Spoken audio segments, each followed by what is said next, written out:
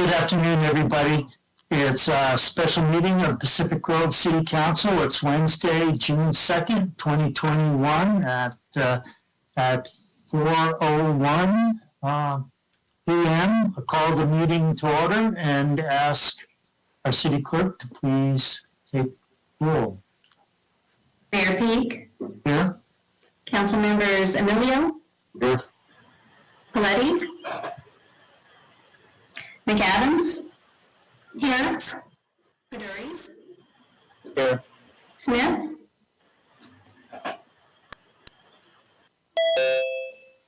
Councilmember Tomlinson. Here. Councilmember Smith. Here. Thank you. So everyone is present with the Councilmember Coletti. Hello. Thank you. Everyone is present via Zoom meeting.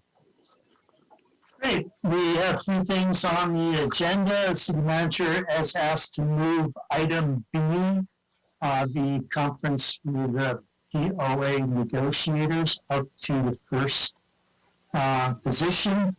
So just reverse A and B. I have a motion to approve the agenda. I'll move that we approve the agenda with that modification. And may we have a vote, please? Yes, sir. Councilmember Tomlinson? Aye. Councilmember Emilio? Aye. Mayor Peak? Aye. Councilmembers Coletti? Here. Adams? Thank you. Paduri? Aye. And Smith? Aye. Motion carries 7-0 to approve the agenda as amended. All right, great. We have three items on the agenda. The first one is conference with labor negotiators, Ben Harvey, City Manager Tori Hanna, Administrative Services Director, and Letitia Livian, Human Services Director, and our consultant, Donna Williamson from Liebert, Cassidy, and Whitmore. And this is for POA, Police Officers Association.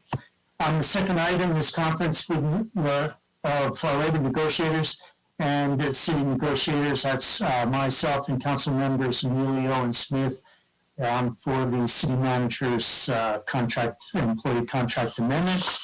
And the third one is conference with real property negotiators, the property 77 Asilomar, and our negotiators Ben Harvey, negotiating parties are Michael Sharp, which is representing Gorsko, and this is the golf course lease. And do we have any public? I don't see anyone from the public. I don't either, Mayor Peak. Okay, so let's move right along to the first item on our agenda. Thank you.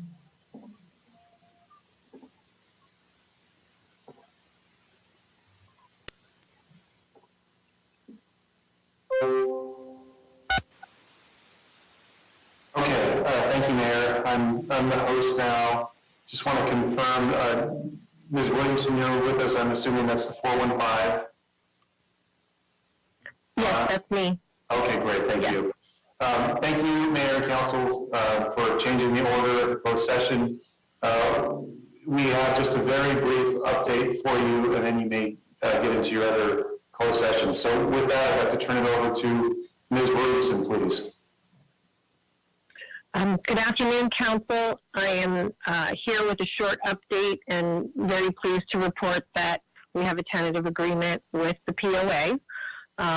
We went back.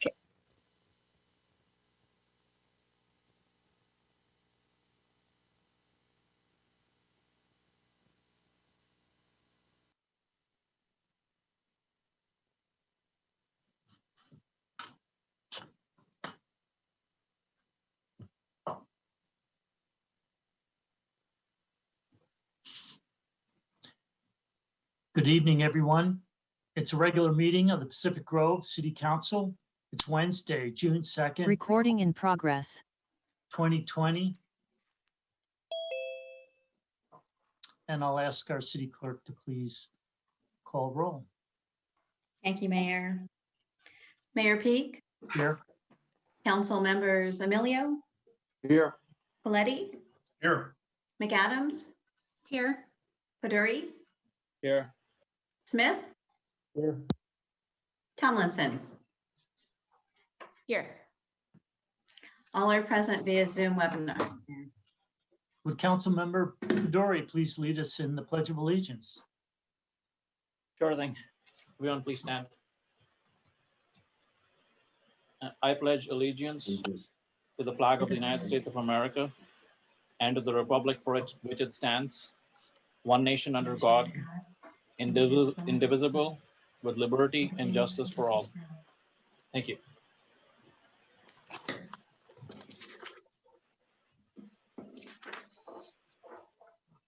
May I have a motion to approve the agenda? I'll move. Motion to approve the agenda. Second. Vote, please. Mayor Peak, Aye. council members Emilio, Aye. Coletti, Aye. McAdams. Aye. Baduri. Aye. Smith. Aye. And Tomlinson. Aye. Motion carries 7-0 to approve the agenda.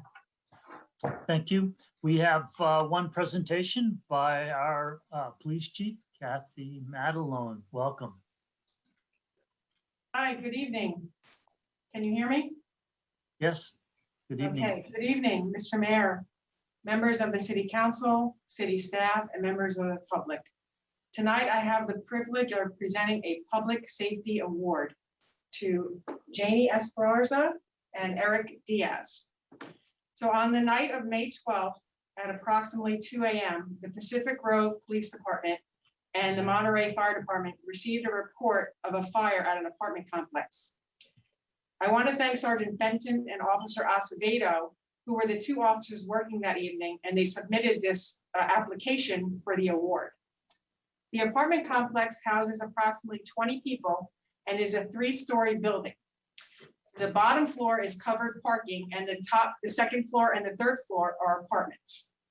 A neighbor of Janie and Eric's realized his couch had caught fire, and he left his apartment to bang on windows and doors of his neighbors to alert them.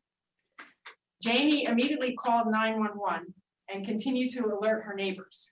She then saw a fire extinguisher box and used her bare hand to break the glass and retrieve the fire extinguisher. She then gave the extinguisher to Eric, who acted immediately, and he went into the smoke-filled apartment and extinguished the fire. Janie and Eric both acted quickly and courageously, preventing a larger fire and potential loss of life and property. For their selfless and brave actions, they are being awarded a public safety award from the Pacific Grove Police Department and the Monterey Fire Department. I want to thank Chief Gowdens Panelzer for being here tonight with me. We appreciate you for the actions you took on May 12th, my lovely assistant, Commander Santos. And we're presenting Janie and Eric with a certificate and a patch from the fire department and from the police department. And I'm sure that your neighbors are super appreciative, and so is your landlord. We are very lucky to have you here at Pacific Grove. I want to thank you and congratulate you. And I'm going to turn it over to Chief Panelzer. Good evening, Mayor, members of the council, and the city staff and the public. I also share in the pleasure of being here this evening to recognize individuals in our community who stepped up when they saw a need and who took care of their neighbors and friends. And I want to say that this really emphasizes how much we need to stay focused on public safety is a team effort. It's not just a team of the police department and the fire department, but it's everybody looking out for each other and stepping up when necessary. So the two of you are truly heroes for what you did that evening, and we appreciate it. Thank you very much for your service. Thank you. Yay! Jazz hands over there. Yeah, those are great. But this is just wonderful, and thank you so much. Jamie and Eric, for truly your bravery and your thoughtfulness and your concern for your neighbors. It's so wonderful to see people helping each other. Thank you so much. Any member of council wishing to make comment, please unmute yourself. But all right, thank you again on our behalf. It's wonderful. All right, now we'll move on to report on closed session by our city attorney. Thank you, Mr. Mayor. And just as a heads up, I'd like to also make a staff announcement when that time comes. My report from closed session, and good evening to the mayor and members of the council, members of the public. There were 3 items on tonight's closed session. There was the labor negotiators with respect to city manager's employment. There was conference with labor negotiations concerning the Police Officers Association. And then there also on the agenda was conference with real property negotiators concerning the Pacific Road Golf Links. I participated, that the agenda was reorganized so that item B, the negotiations with Police Officers Association, was taken as the first item. That item was a status update provided by special counsel and Letitia Levion. No action was taken by the council during the closed session. It's anticipated that the matter will return to consideration at the June 16th in open session. I did not participate in the other 2 items, so Mr. Mayor, if you'd like to make that report. Thank you. City Council discussed the city manager's employee contract amendment, and we'll continue that discussion to the next regular, or to the next council meeting on June 16th on ongoing negotiations. And the last item on the agenda was continued to a later date as we ran out of time. Do we have any staff announcements, Mr. Harvey? And then Mr. Laredo again. Yes, Mr. Mayor, I'd like to please, I have 2. I'd like to first call on Mr. Go, our Public Works Director.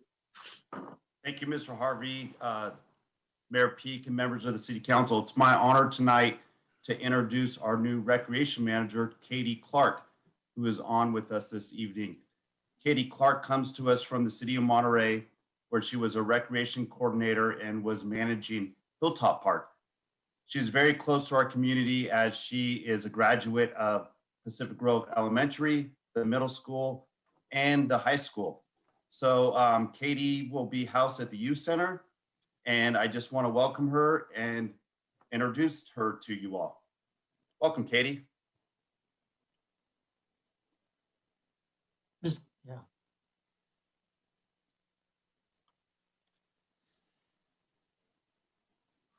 Ms. Clark, we can't hear you. You seem to be unmuted, but. I will fill in for Katie. I know Katie's been having technical difficulties with her computer that she has been working through with IT, and we plan to resolve those rather quickly. I spoke to Katie today, and she's super excited to be part of our team. So if you'd like to welcome her, she is at the youth center. Yeah. Welcome, Katie. Welcome, Ms. Clark. Glad you could be on the staff. Excellent. Other staff announcements? Yes, Mr. Mayor. I'm sorry. I'm sorry. Councilmember Emilio, he wanted to say something. Thank you. Well, I don't know if Katie's still there, Mr. Go, just to relate to her that I don't want to give my age, but I attended Hilltop Elementary School as a kid, so I'm very familiar with the Hilltop. So anyway, that's about it. Mr. Harvey. Thank you, Mr. Mayor. One more announcement from staff. Ms. Hannah, please.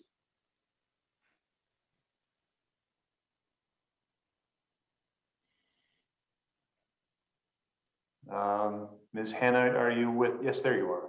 I see you. Good evening, Honorable Mayor and Council and members of the public. I I was just looking to our CIO, but also just to announce that we have a new website. So come out and visit our website, and we hope you'll enjoy the new format. Thank you, Mr. Mayor. That's all we have this evening that I'm aware of. Thank you. Mr. Laredo. Thank you, Mr. Mayor. My second bite of the apple. I have a very unfortunate announcement to make. It gives me great pain to tell you that Assistant City Attorney Heidi Quinn has announced that effective at the end of June, she will be resigning her position and leaving my firm, DeLay and Laredo. Heidi has accepted an offer to join a law firm located in Salinas, Nolan, Hammerly, Etienne, and Haas. Heidi has served for 15 years as a key member of our legal team and has tirelessly worked on behalf of the city of Pacific Grove. She will be greatly missed. During this month, Heidi remains available to complete work on open files and to ensure a seamless transition. There's no doubt that we will miss her diligent efforts and warm spirit of camaraderie. The remaining 3 members of the firm, Fran Farina, Michael Laredo, and myself, remain committed to providing the city the high standard of service that Heidi has helped us maintain. So I want to thank you, Heidi. We've enjoyed every moment of your time with us, and we wish you the best. Thank you. Ms. Quinn, would you like to say a few words? Sure. I thank you so much for that wonderful announcement, Dave. I really appreciate it. I've enjoyed working for the city all these years. I've learned so much. It's been an honor and a privilege to serve the city. I will really miss working with all of you, especially all you wonderful council members. So thank you for the opportunity. And I am local. I'll be in the area. So I'd love to keep in touch and hear from you. Thank you. Thank you so much. I think Dave said it well, spoke for all of us. Appreciate everything that you've done over the years for the city. Okay, council member announcements. Councilmember McAdams. Thank you, Mayor. The council has received some correspondence regarding Monterey One Water, their proposed rate increase. So I just wanted to let the public know that there will be a public hearing that's scheduled for June 7th, and also on www.monterey1water.org, and one one spelled out. There is an opportunity to protest the rate increase online. I wanted to congratulate the class of 2021. Thank you to the teachers, parents, students who worked so hard this year. It was a very challenging year. And also thank you to our community for really coming together and embracing all the graduates, and that's 5th grade, 8th grade, kindergarten, and of course, our seniors. All around town, even downtown, we put up some red and gold lights. There's banners, lots of decorations, and really our community once again supported the senior class. And then just lastly, June is Pride Month, and the mayor did his annual resolution. This is the 3rd year that the city of Pacific Grove will display the Pride flag, which is really important for our LGBTQ community to be seen. And especially this gesture of such visibility is key to our LGBTQ youth. The Pride flag is symbolic of acceptance, respect, equality, and hope. And I am excited to say that this year, Delray Oaks is also raising a Pride flag for the first time. Salinas has joined in, and other cities as well. So thank you so much. Councilmember Emilio. Thank you, Mayor. I met with the Pacific Grove Chamber of Commerce directors, and which are made up of the Pacific Grove restaurants and inns, and the, the the common theme, what I heard was everything is up. It's like two thumbs up. The reservations are up, everything is up. So I wanted to share that with the Pacific Grove Chamber of Commerce directors. Councilmember Peduri. Thank you, Mayor, and happy Pride Month to everyone. I just wanted to mention that we did conclude the application process for the Task Force on Diversity, Equity, and Inclusion. The city is currently in the process of reviewing those applications, and we'll be soon be having a task force on diversity, equity, and inclusion. Thank you. I'd like to add a couple of announcements. One is that there's now an opening, unexpected opening in the Architectural Review Board. We welcome applications, and also it's sort of in line with the city's reopening for business as usual. We've got a lot of youth activities coming up this summer. Please check online. The library has reading programs on Wednesdays, the children's pool, swimming lessons, for example, the museum, PG Museum, has outings, and not with the city, but the PG Arts Center also has youth art workshops. So there's a lot of things to get our youth, our young folks engaged. And that's all I had. Let's move on to general public comment. Thank you, Mayor.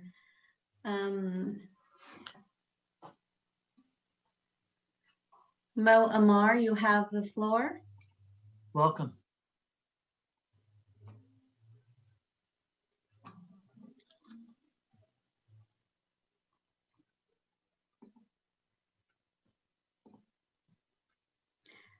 Mo Amar, hi. Members of the City Council. This is in regards to the M1W Sewer District proposal to increase the sewer fee by 122%. While the increase is hard on everyone, it's especially hard and impacts low income and moderate income families or households. A lot of our residents in Pacific Grove live paycheck to paycheck. What do they have to give up to pay for the increase, which amounts to $358 per year for every apartment, studio, or home? How will the businesses of Pacific Grove afford this increase, which will range from $1,000 for a small business to $50,000 per year for Asilomar Conference Grounds? There was a time in the 90s when Asilomar was running 95% occupancy, that dropped to 68% occupancy. Currently, they're only running with 120 rooms. How will these businesses afford, and where will the money come from? The increase is honestly and simply not affordable. And it's really a sad day in our county when we approve 122% increase, when last September, the same district received a 16% increase. Our hope as residents and businesses in Pacific Grove is that the city of Pacific Grove would oppose the increase and protest this measure by the district. And thank you for your service. Thank you.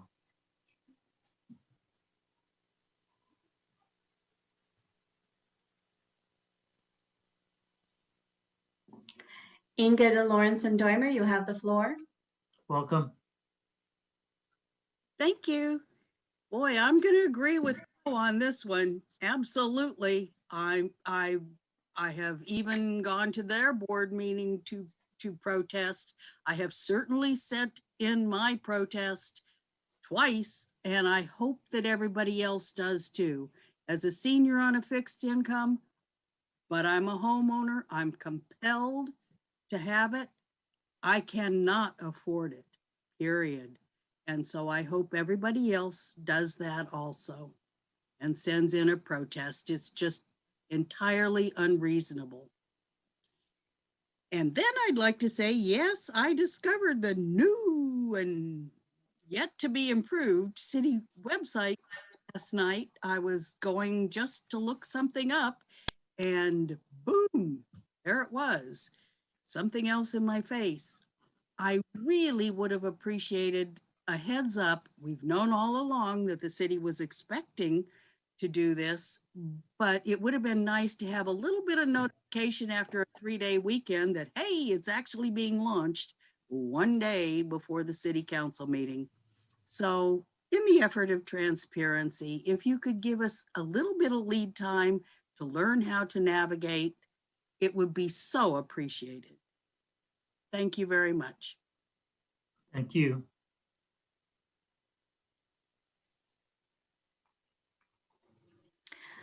I see no other hands raised, Mr. Mayor. All right, we'll now turn to the consent agenda. And I've been asked by a number of people to pull 7A and suggest that we hear that. That is a second read, and suggest that we hear that as item 11A in the current 11A, the budget become 11B. Councilmember Pedori. I'd like to pull item 6A too.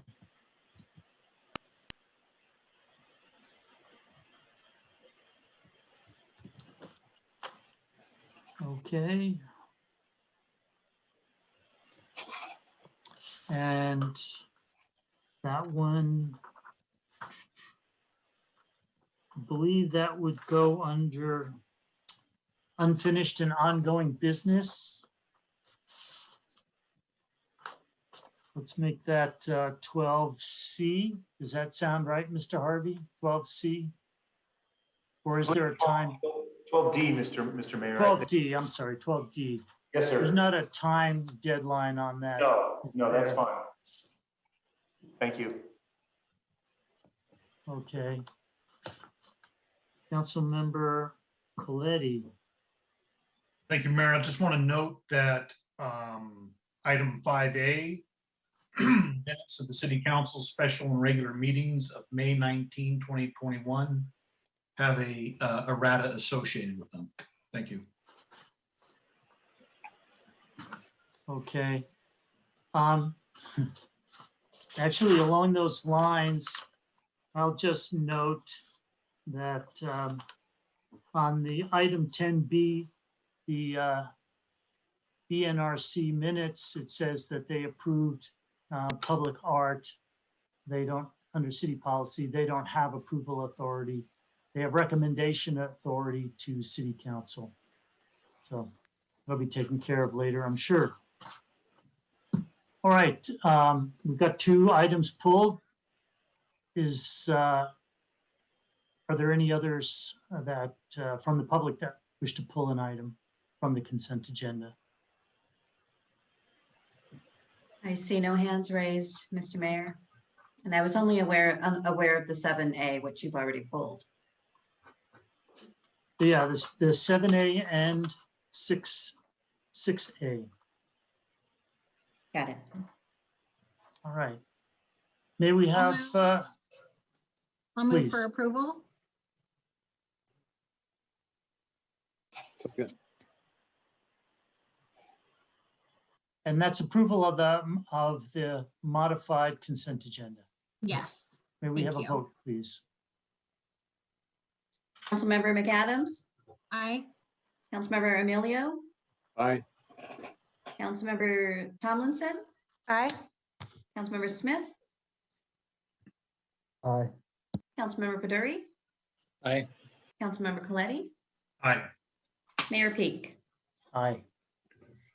Motion carries 7-0 to approve the consent agenda as modified. Thank you. And I'll quickly summarize what we've just done. We've approved minutes of the City Council special and regular meetings of May 19th, noting an errata. We've approved minutes of City Council and Planning Commission Joint Special Meeting on Housing, May 26th. We've approved a resolution to revise the permanent local housing allocation 5-year plan and allocating funds and direct staff to create a financial account to receive and distribute funds. Thank you, Ms. Schaefer, for that. Also from Ms. Schaefer, resolution authorizing the city manager to record a special assessment at 212 Fountain Avenue. And we've approved that. We've adopted a resolution from Mr. Harvey supporting Monterey County's comprehensive economic development strategy as proposed by the EDC. And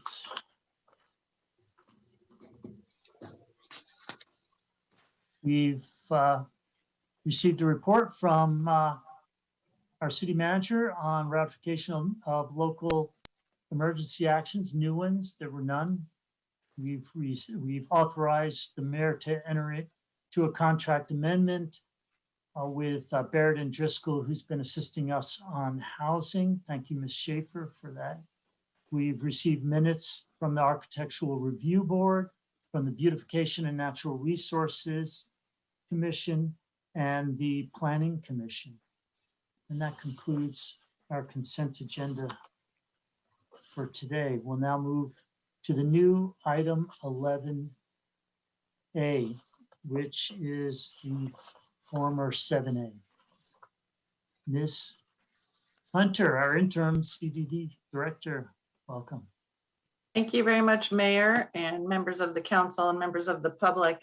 I don't have a lengthy presentation for you tonight, as this is a second read of an LCP amendment approved by the council at its May 19th meeting.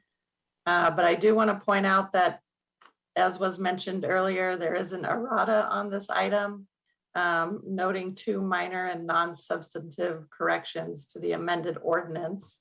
The first has to do with the CEQA citation, should be a class 5 exemption rather than a class 4 exemption. And the second item is the word through, THROUGH, should have been inserted in a subsection G to read, quote, subsections C4A through, with the word F above in the draft ordinance.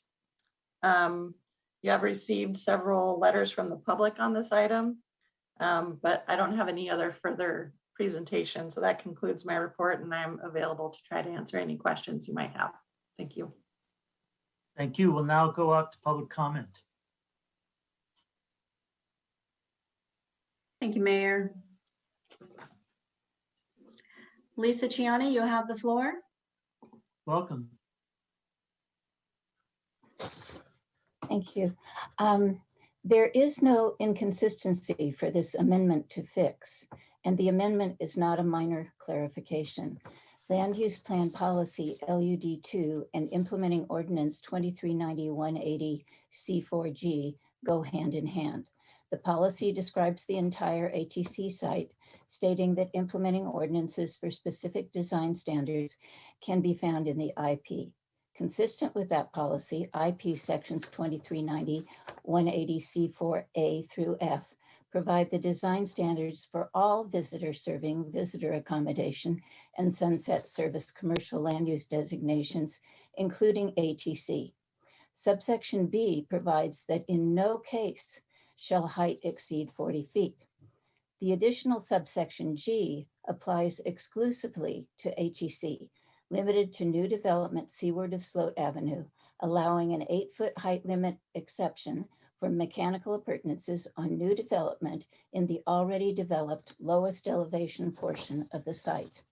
Staff apparently maintains that a single design standard must apply to an entire site, when in fact, good planning considers site topography and other conditions when developing design standards. So a single site can have different design standards in different areas. At the ATC site, an additional 8 feet of height could be acceptable at the lowest elevation level, seaward of Sloat, subject to conditions protecting public views. That differentiation helps to avoid adverse visual impacts in the scenic area that would result from added building height on the steeply sloped uphill portions of the site. At those higher elevations, the extra 8 feet of height, visually nearly an extra story, can have major consequences for views from Central Avenue and from the Ocean View Boulevard and Rec Trail Gateway to Pacific Grove Scenic Waterfront. Public views, pedestrian scale, and community character are at risk. The so-called minor clarifying amendment would extend the 8-foot height limit exception to the entire 5.5-acre site by removing the critical words seaward of Sloat. That is a major change, not a minor amendment.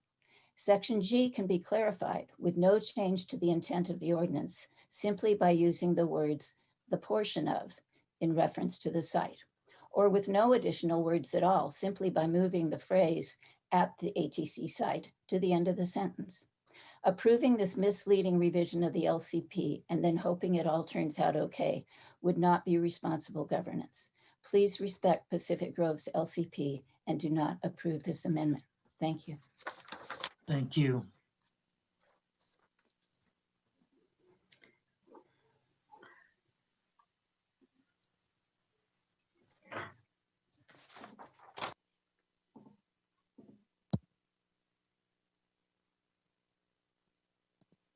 Jane Haynes, you have the floor.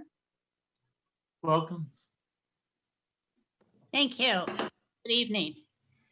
There are two things, excuse me, there are two things I want to be sure you understand before your second vote tonight on this amendment.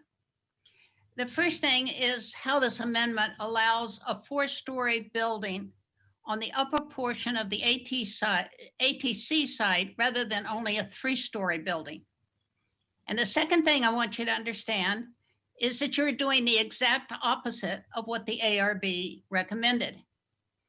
Regarding the 3-story, 4-story issue, what the amendment does is it makes the same development standards apply to development both seaward of Sloat and inward of Sloat, inland of Sloat. Without the amendment, buildings seaward of Sloat can have 8-foot appurtenances on top of 40-foot high buildings.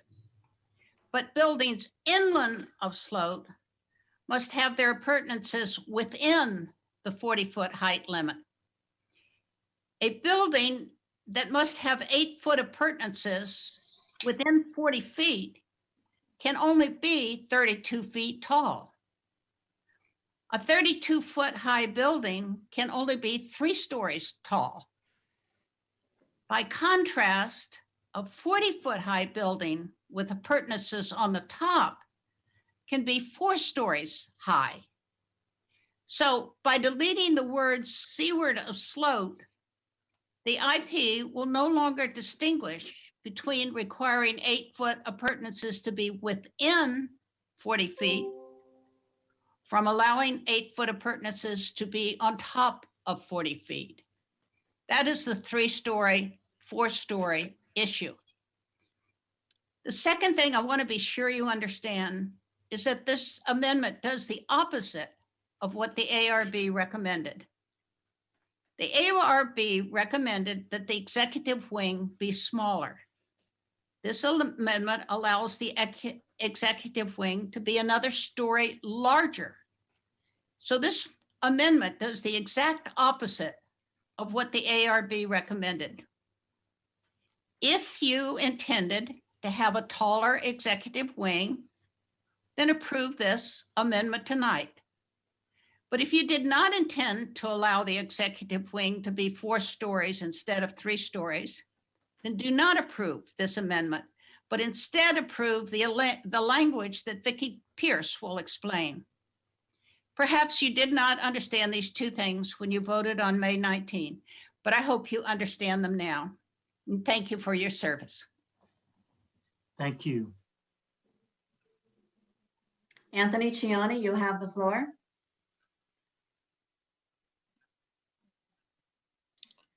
Thank you. Good evening, Mayor Peak and council members.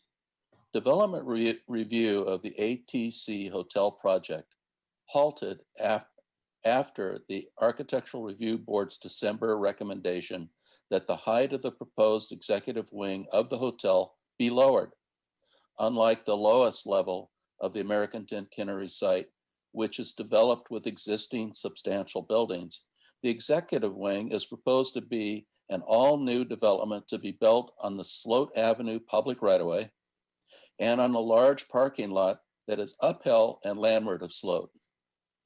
Since January, city staff has attempted to persuade you and everyone else that despite 3 years of public review, the City and Coastal Commission mistakenly limited exceptions to the height limit to only be on the developed land seaward of Sloat.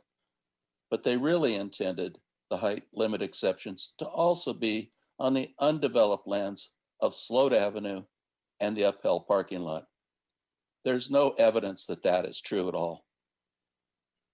To be true, the proposed amendment would need to be internally consistent with the other relevant policies and development standards in the certified LCP, but it is not. Moreover, the proposed amendment would negate a crucial development tenet found in the Coastal Act and our LCP. Quote, permitted development shall be sited and designed to protect views to and along the ocean and scenic coastal areas and to be visually compatible with the character of the surrounding areas. Further, the proposed element would violate the following LCP policies and standards. Quote, building setbacks and site coverages shall maintain public views and adequate open space to preserve the small scale visual landscapes and pedestrian scale and to maintain community character. Also, quote, building and other structure heights shall be limited to ensure that existing blue water views from public vantage points are maintained. Certainly, the proposed amendment contradicts those provisions of the LCP. Thus, the findings necessary to prove it cannot be made. The option recommended to you in a letter from Jane Haynes and others would simply clarify that the lowest level portion of the ATC site with existing buildings and located seaward of Sloat should be allowed different development standards than those for new development on Sloat Avenue and the uphill parking lot. Thank you very much. Thank you.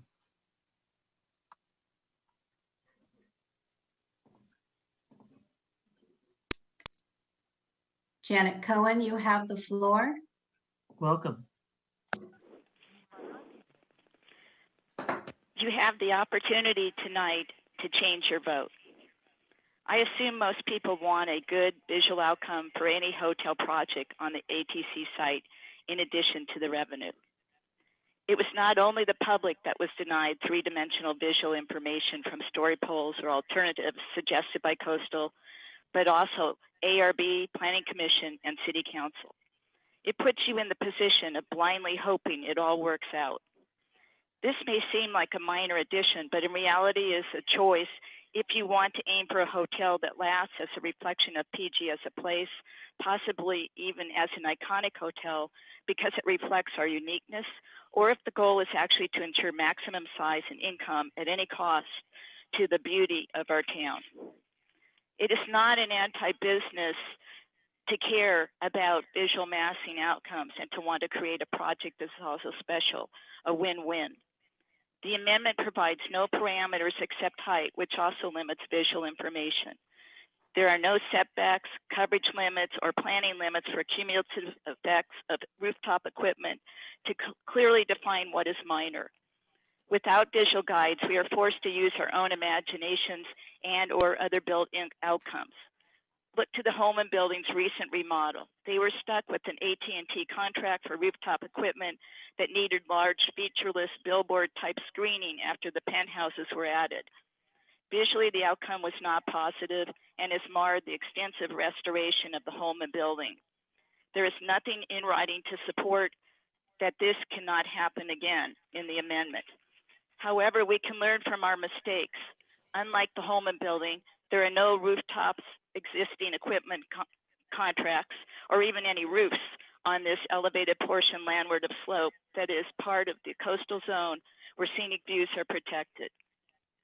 Thus, any built structures can be designed before starting to fit within the 40 feet height limit promised to voters in Measure X, whether the equipment is placed inside or on the roof. Please take this time to do your best to visualize the risk of a poor outcome, even if without the benefit of visual aids that will come with allowing 48 feet. And vote this time for a win-win project in PG, aiming for a hotel you can be proud of and not regret later with, if I only had known. Thank you.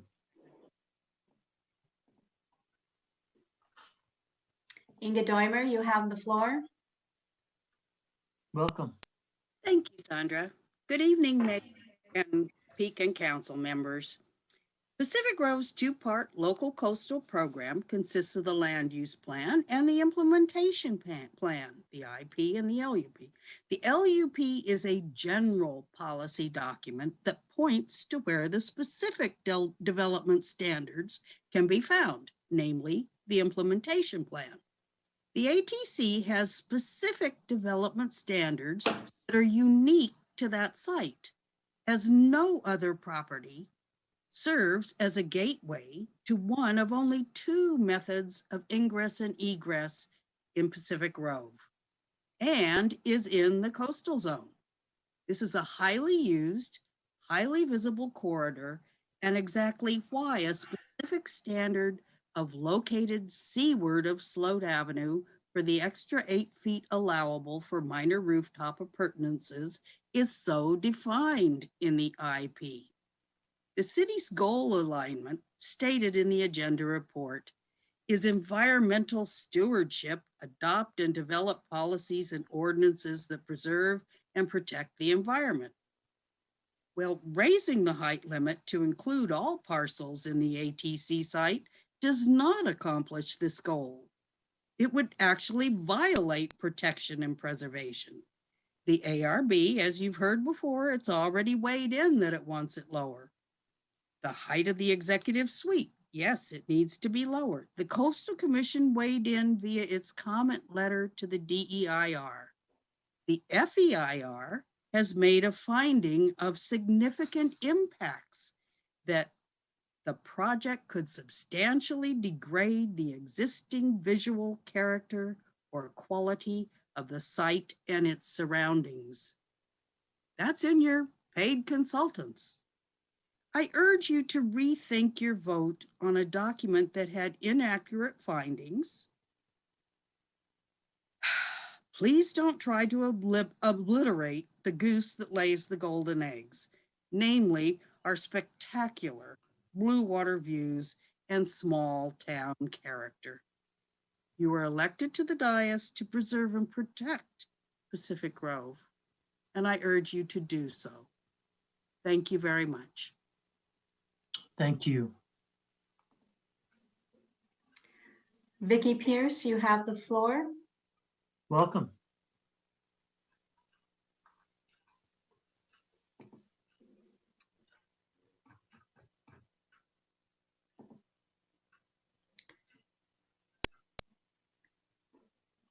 Vicki Pierce, you have the floor. You'll need to unmute yourself. There, now I can, sorry. Thank you, Mayor Peak and council members. At the last meeting, the council passed a resolution and amendment that changes critical standards for the ATC Hotel. It was wrongly called a clarification. If you voted yes, I hope you will change your vote. First, there was no contradiction. The land use plan and the implementation plan cannot contradict each other with respect to standards because the land use plan does not specify the standards in question. It says that the standards are in the implementation plan. Second, there was no lack of clarity. The resolution you passed shows clear understanding of the important original wording. Only, quote, the portion of the ATC site located seaward of Sloat Avenue. Then it proposes to delete that important wording. That wording was not included carelessly. The particular exception to height limits was expressly meant to be limited to the portion of the ATC site located seaward of Sloat Avenue. Standards applying to the entire site had already been laid out. At least some council members also had a clear understanding that they were making a change, not a clarification. They spoke explicitly, not about clarifying, but about being friendly to business. They were open about making a significant change to loosen the standards, while at the same time voting yes to say that the amendment was merely, quote, intended to clarify the properties. This is a contradiction. This is a lack of clarity. I hope you will abandon the amendment or at least restore the deleted wording and restore the integrity of the land use plan and the implementation plan. They were not written only to be arbitrarily weakened on any occasion when their standards apply. They are a credit to the leadership of Pacific Grove, both the city, council, and the staff. A tremendous amount of time and effort and thoughtfulness went into creating those two documents in order to preserve the character and the attractiveness of our beautiful city. These make us a destination, the reason why people want to come here and stay in hotels. These are irreplaceable assets. Damaging them is not good business. Again, I hope you will change your vote. This is why we have a second reading. Thank you very much. Thank you. Lucy Moore, you have the floor. Welcome. Well, hi, yes, I was going to comment on the budget, but perhaps I will just go ahead and do it right now since you called on me. Honorable Mayor Peak, council members and city staff, I'm Lucy Moore, as you just heard, Vice President of the Friends of the Library. Friends of the Library wants not to speak about the ATC, so I hope I'm not out of order, but to- Ms. Moore? Yes? Could you just hold your thoughts? We're going to talk about the budget next. Yeah, that'd be a more appropriate time. Yes, that would be fine with me. I didn't mean to hit my hand. Sorry about that. Oh, no problem. Okay, bye. Bye. And Michelle, you have the floor. Oh, I lost that one. M. Becker, you have the floor. Welcome.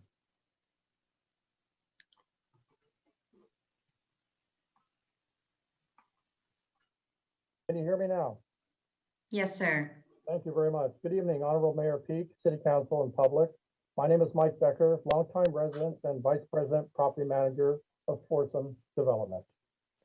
There is a need for consistent development standards for adjoining parcels under common ownership.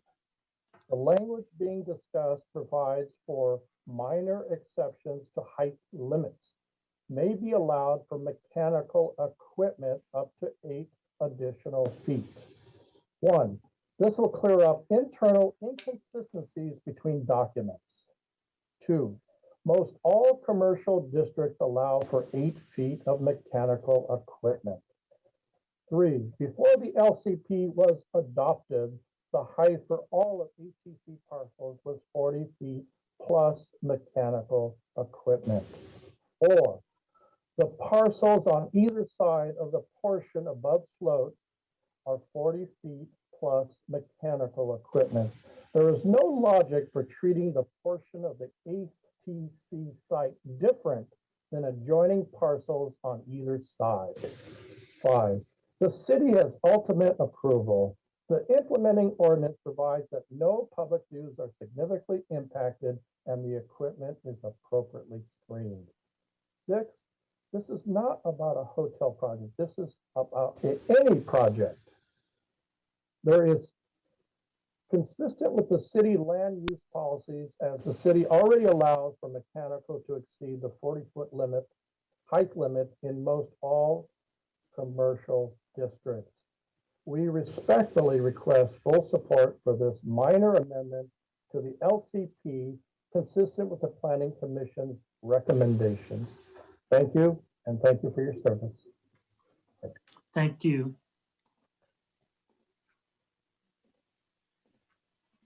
Michelle, you have the floor. Welcome. Thank you. I just wanted to make sure that you did receive my comments. I was kind of flummoxed by the new website, and it didn't seem like the form that I submitted on was the appropriate form, but so I sent an email with an attachment and also, so I just want to make sure that my comments were received and reviewed.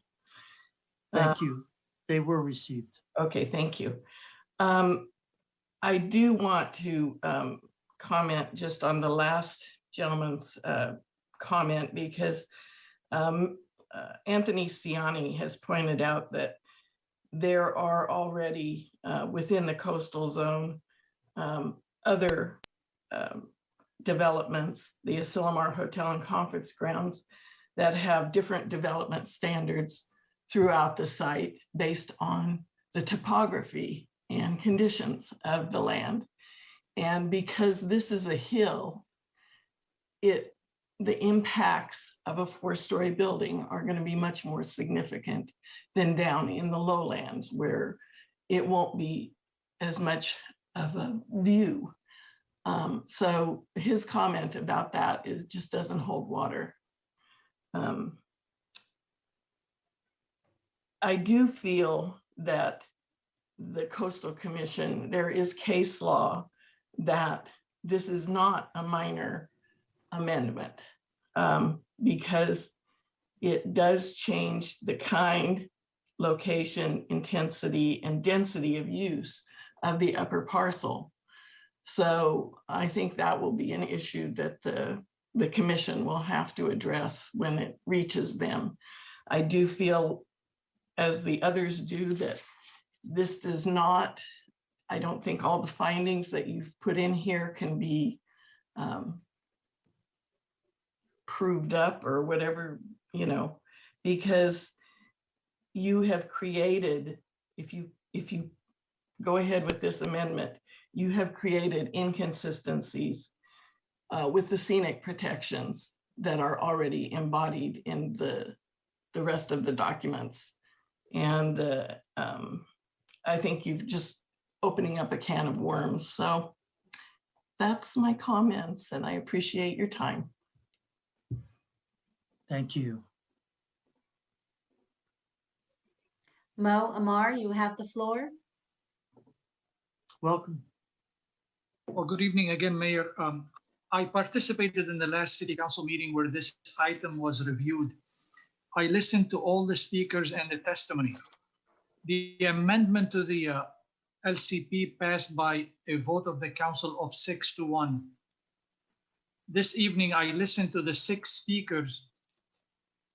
I did not hear of any new information that was presented this evening that hadn't been presented at the last council meeting. Your interim CDD director was outstanding in presenting the amendment at the last council meeting, and we know what staff recommendation is. To all the people that spoke about the ARB and all the commissions, just a quick reminder that the City Council has the authority to override the ARB or any commission based on facts. Now, especially if those facts come from your city attorney that is informing you that this amendment is legal and will pass. Based on the fact that no new information was presented this evening, I'm urging the council to adopt the ordinance at the second hearing, and I thank you for your service. Thank you. Tom and Kim, you have the floor. Welcome. Hi, thank you, guys. Well, one fact is we did vote in a special election for 40 feet, not an additional 8 feet on top of that. And just driving around town, again, like people have said, all you got to do is look at the Holman building. our skyline view is changing. A lot of people say we're not losing any view, but you are losing view. You're losing that skyline view. So now when you look over in that direction, you just see all of that stuff on the roof of the Holman building. And now as you watch the condo going up next door to it, just take a look at the view that you're already losing. And that's not even at the 40 feet yet. But you do lose skyline view, sunrise in the distance. Some of the trees are now disappearing behind that construction. So you do lose view. This is such a special place, and we're so lucky to live here with our quaint little homes and things like that. I just don't want to see that change. And there's a reason why on our coastline, things are different, just like they are for Asilomar. That's why there's those different heights, and it should remain that way. I ask that you change your vote tonight and do what the ARB suggested. Thank you. Thank you. And I see no other hands raised, Mr. Mayor.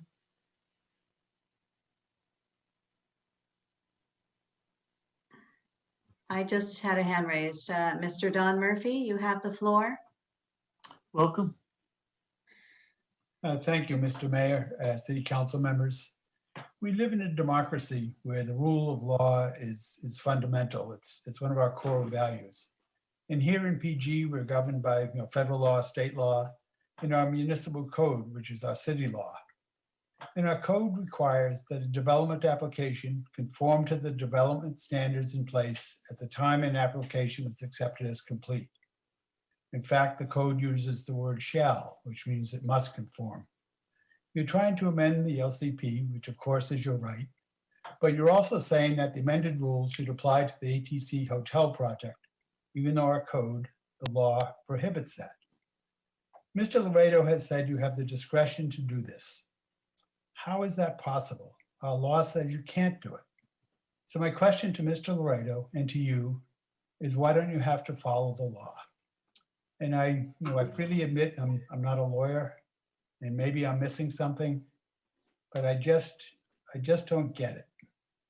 And no one who has talked to you tonight has said they don't want a hotel on the ATC site. City residents have voted to allow a hotel there. City Hall seems to want a hotel there. I want a hotel there, but we should do it right, and we have to follow the law. So I just don't understand how you can do this. Thank you. Thank you.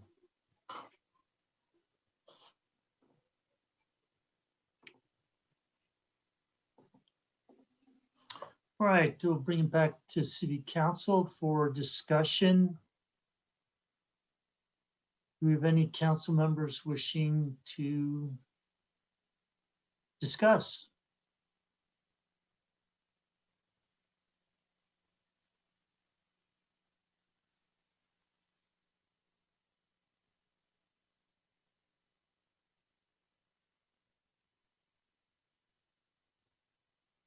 Well, that was a pause long enough to make people uncomfortable, and no one raised their hand.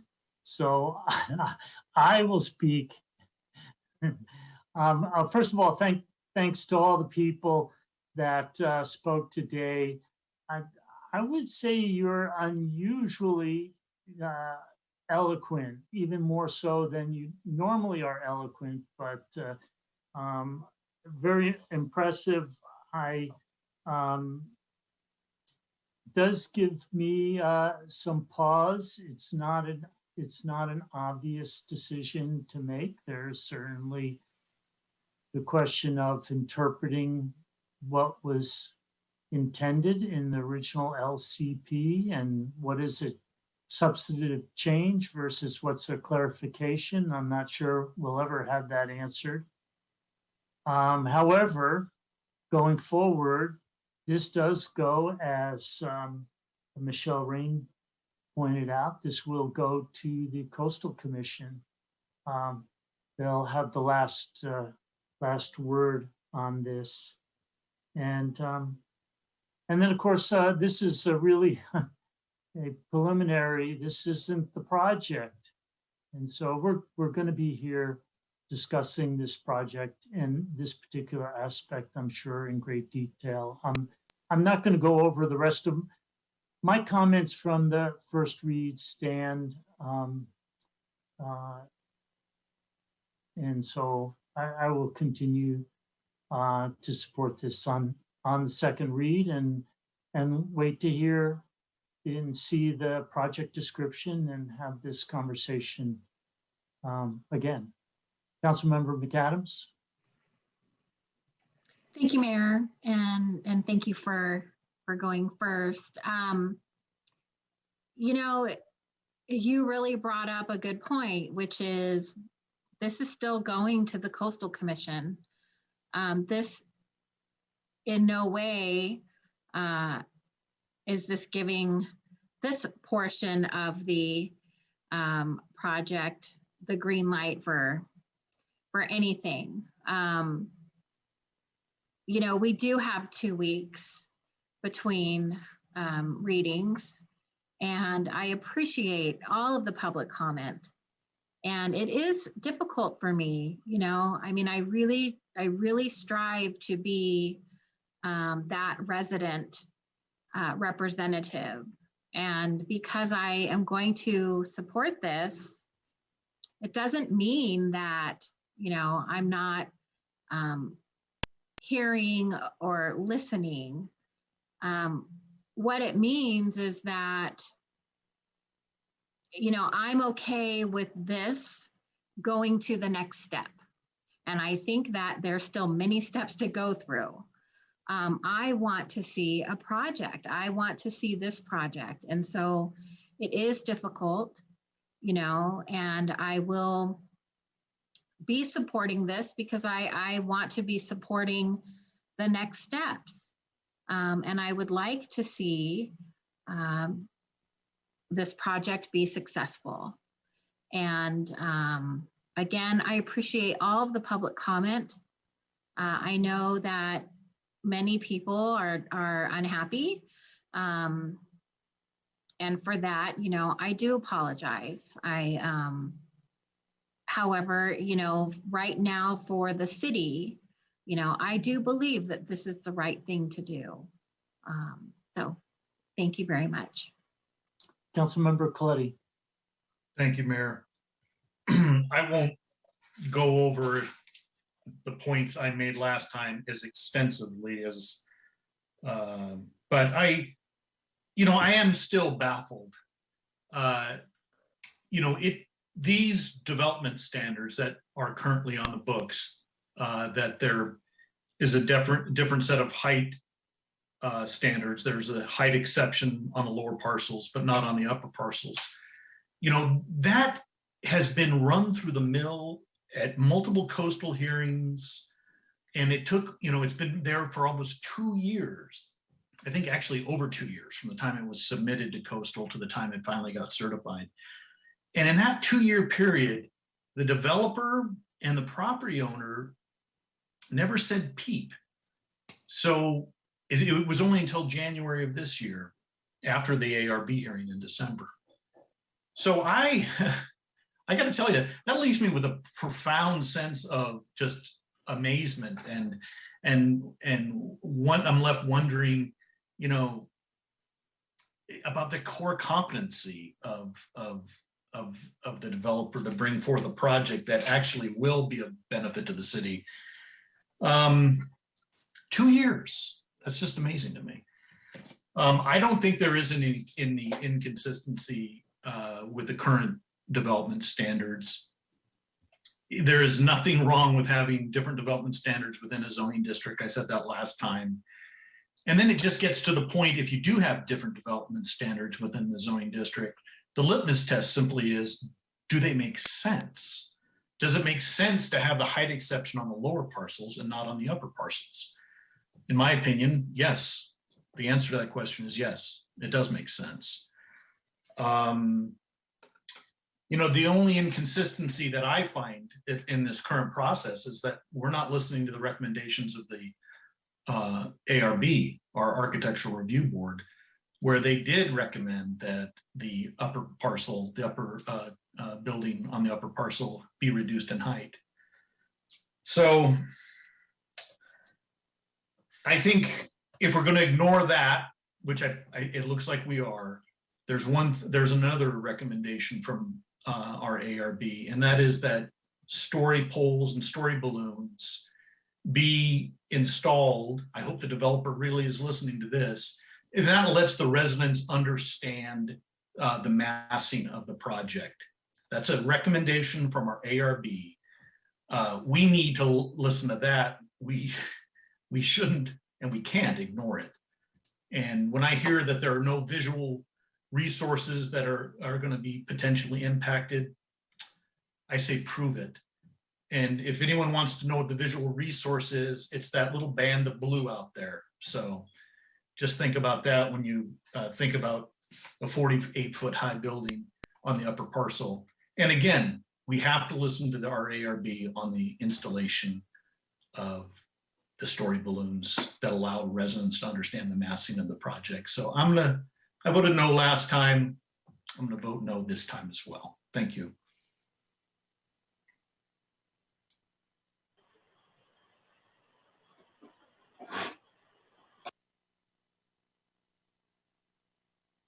I'm not seeing any other raised hands. I think we're ready for a motion then. Councilmember Smith. Your Honor, move to approve the recommended action. Second. Second. May we have a vote, please? Councilmember Smith, Aye. Councilmember Emilio, Aye. Mayor Peak, Aye. Councilmember Tomlinson, Aye. Councilmember Paduri, Aye. Councilmember McAdams, Aye. Councilmember Coletti. No. Motion carries 6-1. Thank you. We'll now go on to the former item 11A, which is our budget, our upcoming fiscal year budget. Ms. Hannah, welcome.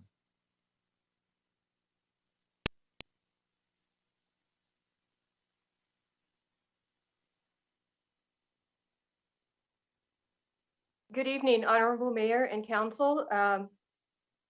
The item that I have before you this evening is to introduce and hold the first reading of an ordinance to adopt the fiscal year 21-22 operating and capital improvement budget, as well as amending the fiscal year 2021 operating and capital improvement budget. Just to provide a high-level overview of what will be covered in this presentation is to review some of the key highlights within the general fund, talk about where our reserve level is, as well as go over revenues and expenditures, talk about capital outlay improvements, and review the updated multi-year forecast. At the budget study session, a multi-year forecast was included in that presentation. This updates it for the most current information. We'll also be reviewing the enterprise funds and the internal service funds. Within the staff report, there is also a mention of some non-substantive changes that may occur to the budget. And to just share with you what those could be is that the city tries to receive awards from the California Society of Municipal Finance Officers, as well as the Government Finance Officers Association. And part of their recommendations is to try to tie stronger our metrics that we list in the budget with our council goals, as well as to add some photos to showcase the area and try to do some comparative studies with some other cities. So we think we are going to get a couple of those in at the very last part, as well as do any minor updates. And just to share with you that I had some issues with the sequencing of the slides, and the slides that are related to the capital outlay, capital improvement, and multi-year forecast were just out of sequence, and a new copy will be provided to the city clerk for posting to the website. So this is a slide that I received or I found from the California State Auditor's website, and it shows that it was pretty much a discussion of the impact of COVID-19 on city revenues, and it's talking about hotel tax being the largest source of revenue for some of the cities and how strongly they've been impacted.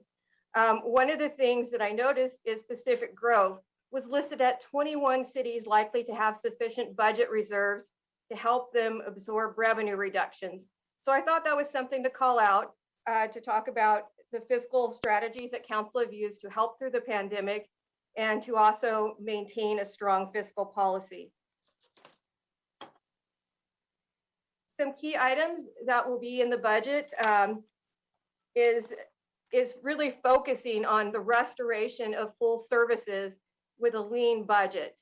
Some of the highlights in the general fund includes the appropriation of 1.45 million in American Rescue Plan Act funds, and that represents half of the portion that the city is estimated to receive.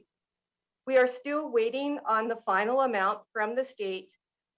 We've looked at some estimates and we feel that is a good number. It could be a little bit higher, it could be a little bit lower, but we think that this is something that we should be getting more information on in the next couple of weeks. This also excludes the Measure L sales tax revenues. It allocates 50% of the projected water entitlement revenues to the general fund and the other 50% to the local water project. It also includes $181,000 in library donations that was provided to the city in this current fiscal year. The positions are relatively constant. The previously frozen vacant police officer position is reinstated, as well as the furlough is omitted. Staff is returned to regular hours. Part-time, seasonal, and on-call positions are also restored. The budget includes a CIP contribution of $500,000, which represents the minimum effort needed for the city to get additional external funding. The net impact to the fund balance is $181,000. There's also some preliminary discussions about the local water project on the closed session agenda, an item related to negotiations with the golf course lessee was on the discussion. It is interrelated to the local water project. So the budget that is presented in the proposed document I would look at it as more as a temporary budget and something where there could be some modifications. To provide an overview from where we were prior to the pandemic, we started with $10.9 million in fund balance. During that year in fiscal year 19-20, we had a fairly robust CIP at approximately 2.5. We wound up drawing down 1.7 million to have a fund balance of 9.3. In fiscal year 2021, you'll notice that our CIP budget is much less, and we're still drawing down 1.5 million. We're planning to end the year at close to 7.8. In the proposed budget, you'll see an increase in the operating costs, but we also have an infusion of revenues from the American Rescue Plan Act that is assisting us, as well as we're starting to see increases in some of our regular revenues. We're planning to end this next year at close to $8 million. The general fund reserve target is based on a percentage of operating expenses and debt service. And so with increased expenses becomes an increased reserve requirement. This shows the calculation for the fiscal year 21-22 budget. And what would the calculation would be is we should have $9.1 million in the minimum policy limits versus 8. So the difference from the target is $1.1 million, but still a healthy reserve level. In reviewing our general fund revenues, next year we are anticipating 26.8 million, with 1.45 from the American Rescue Plan. And the largest share of city revenues is property taxes at close to 20.9 million. And looking at the change in revenues, we're going to be talking about property tax, TOT tax, and sales tax in another slide. So we can go into those numbers a little bit later, but the franchise and utility taxes are performing strong, and there are also some planned rate increases. So we're anticipating an increase of about $204,000 next year. And intergovernmental revenues, we are looking at a decrease. Those are largely grants, operating grants. And we had some LEAP and REAP grants, as well as an SB2 planning grant in fiscal year 2021. License and permits, as well as charges for services, are continuing to rise. One reason is continuing planning and building activities, but especially in the charges for services category, we had very minimal recreation revenues. And we're also planning to have parking meter revenues restored close to normal levels in next fiscal year. So just looking at property tax trends, we've received our second payment in December, and it came in very strong. We are increasing, it looks like probably close to a little over 6% over the prior year. And we're expecting one more payment, and we think this number is pretty solid. In fiscal year 21-22, we're projecting a growth rate of about 3.75%. And that comes from the Monterey County Assessor's Office, who said that they may be looking at some commercial properties to revalue them, so we may not be seeing as much growth. Sales and use tax trends, we're planning to come in closer to fiscal year 18-19 levels at 4.1 million. We've looked at this based on both our internal estimates as well as collaboration with HDL, who works with the state on sales tax revenues. The one revenue that is most challenging to project is transient occupancy tax trends. It was most affected by the pandemic. And what we've seen is that we started to see an increase up until the winter months. And then with more state mandates, we've seen a considerable drop. Now we have a couple of data points and we're starting to see it rise back up again. We're also starting to begin to see what could be more revenues in this upcoming year related to advanced bookings through Airbnb.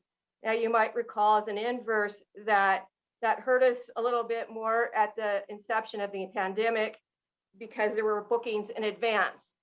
This time we're starting to see what looks to be advanced bookings that's helping drive our short-term rentals up this year.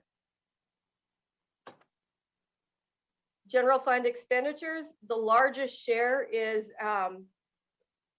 personnel, salary, and benefits. And looking, the second share would be service, supplies, and other. A couple of items that we've had have affected all departments in the next year. And those are internal service fund allocations, as well as the pension obligation bond and the furlough. So typically we talk about what has changed from department to department year over year. And it's a little bit more challenging to say because all departments have furloughs restored and they all have increases in internal service fund charges, and they all have increases in the unfunded liability. So I created this slide just to kind of show the impact of the unfunded liability on the base salary and benefit increases.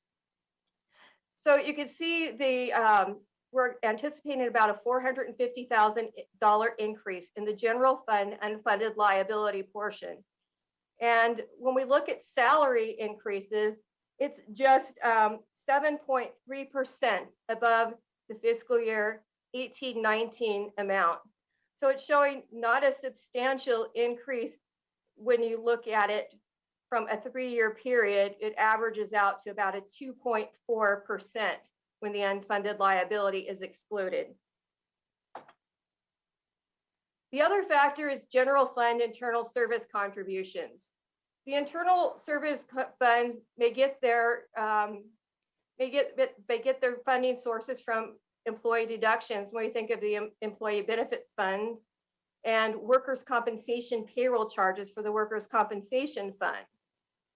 And what you'll notice in fiscal year 16, 17, 18, there was an effort made to increase the workers' compensation fund balance to reach positive levels. And so with that, additional contributions were made. In fiscal year 18, 19, there was close to $800,000. And that's when we reached some of our goals within the workers' comp fund. So that is more of a regular level of funding for the internal service funds. When the pandemic hit and we had shortfalls in the general fund, we used some of the excess fund balance within the funds to pay for those routine operating costs, while also reducing the general fund expenses. So you're seeing that trough in where we did not contribute as much to these internal service funds. In fiscal year 21, 22, we're returning to more normal levels because we don't really have that significant of a fund balance to draw from in those particular funds. So those are two factors that are influencing all the departments as well as with the furlough. So I'm just going to touch on some of the other ones that have some additional changes. The police department, we're looking at the mid-year estimate. They had 4 vacant positions, and they also had one of the officers transferred over that was partially charged to the Supplemental Law Enforcement Services Fund. We are reinstating 1 officer to that fund. We also have had some additional cost in there related to step increases and just in general, some of the cash payouts that would relate to the salary line. They also, because they're a large portion of the budget and we use certain metrics for allocating the internal service funds, they are getting $175,000 of that charges. And we don't know at what step some of those positions are coming in at or what health benefits they may elect. So we choose like a mid-level of benefits, which could increase the budget by about $76,000 due to those other vacancies. One of the other departments that have been impacted is fire. And we did see about a $40,000 increase in the budget. And we also had their share of the unfunded liability cost of $140,000 and an increase in internal service cost of $22,000. Public Works is another larger department which was impacted by the furlough. Their furlough is estimated to be close to $120,000. They also get an allocation of unfunded liability increase of $51,000. And they also had some position changes within the budget. When we were working on the mid-year estimates, at one point they had 3 part-time positions that had been vacant for more than 5 to 6 months. So that also gives them a lower amount when looking at the amended budget to the proposed budget.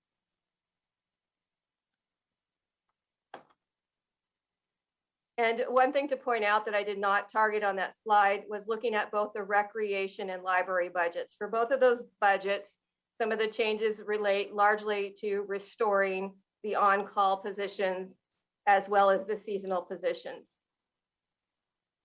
This slide shows the impact of the unfunded liability. There was a question that came up is how much are we really charging the departments and how much is their true cost?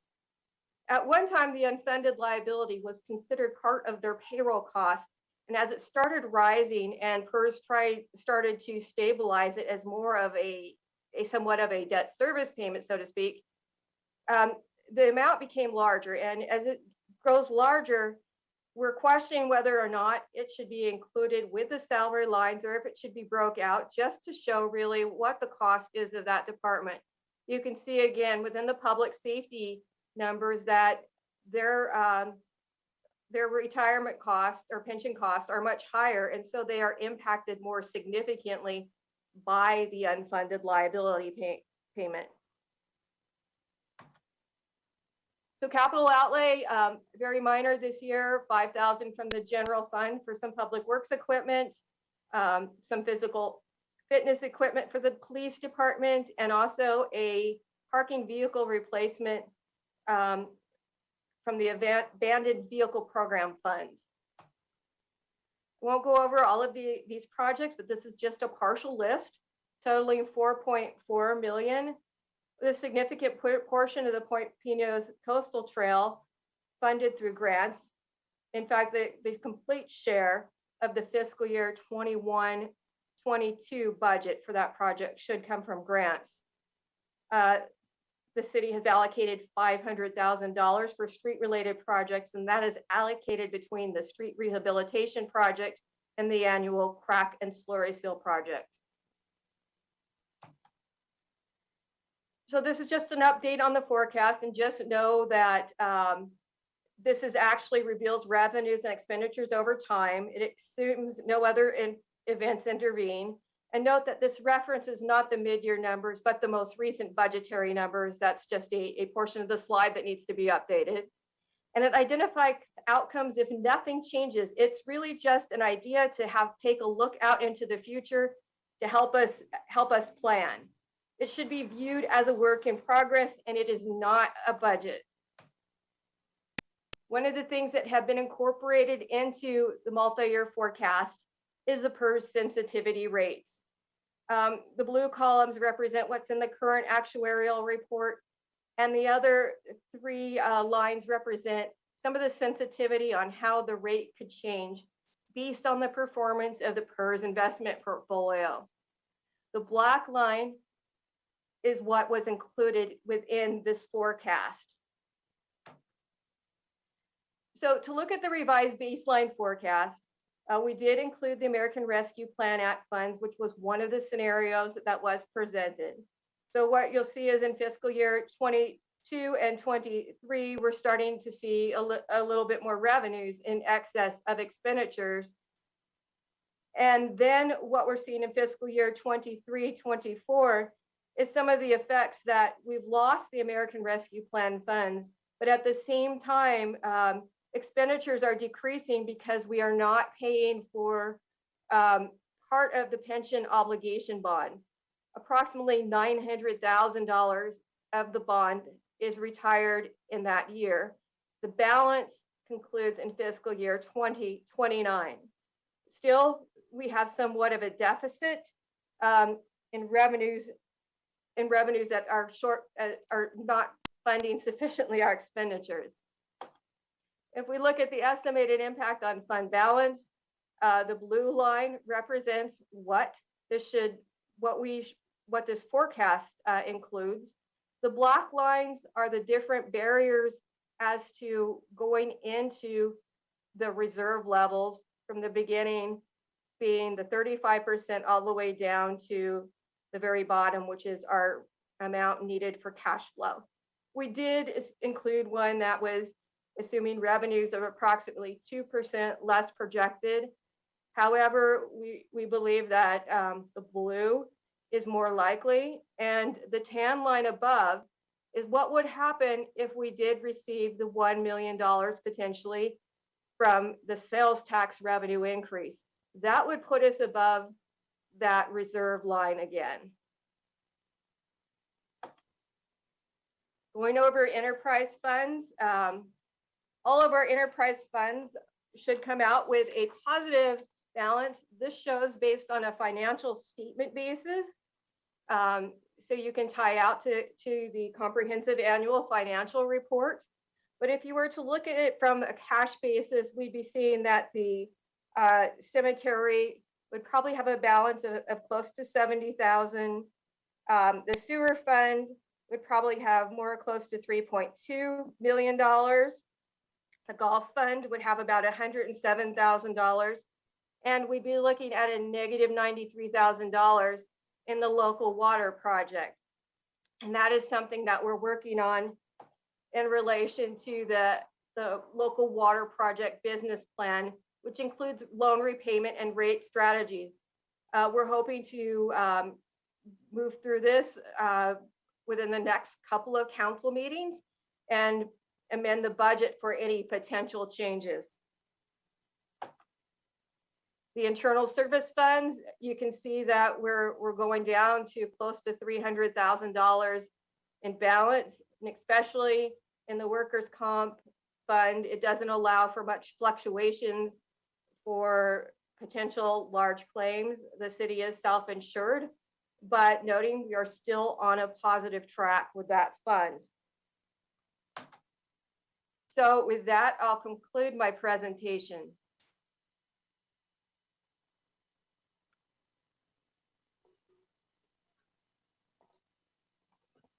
Thank you. We'll now go out for public comment on the budget.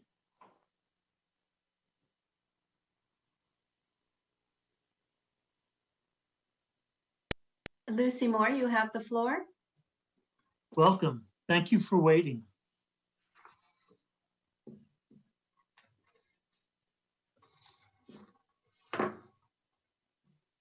You'll have to unmute yourself.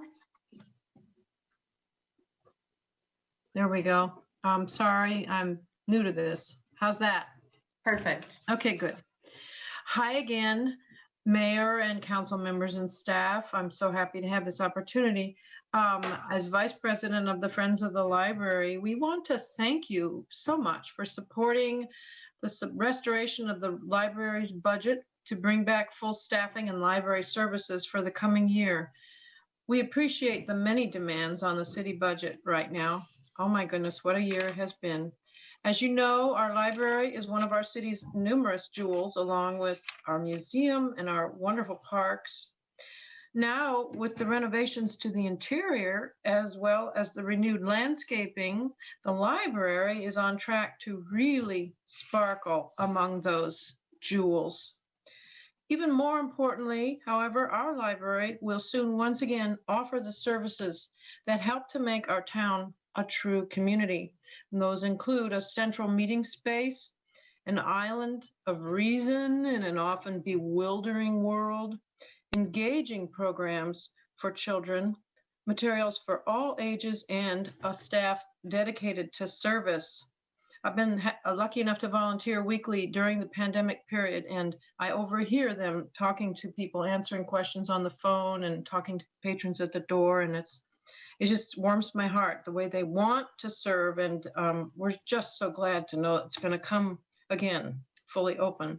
So the Friends is proud to have provided key support to the city during the remodel of the library and this arduous past year of shutdowns. And we look forward to continuing in our role as helper to the city in its stewardship of the library. Thank you very much for your attention and all of your hard work as council members. Good night. Thank you very much.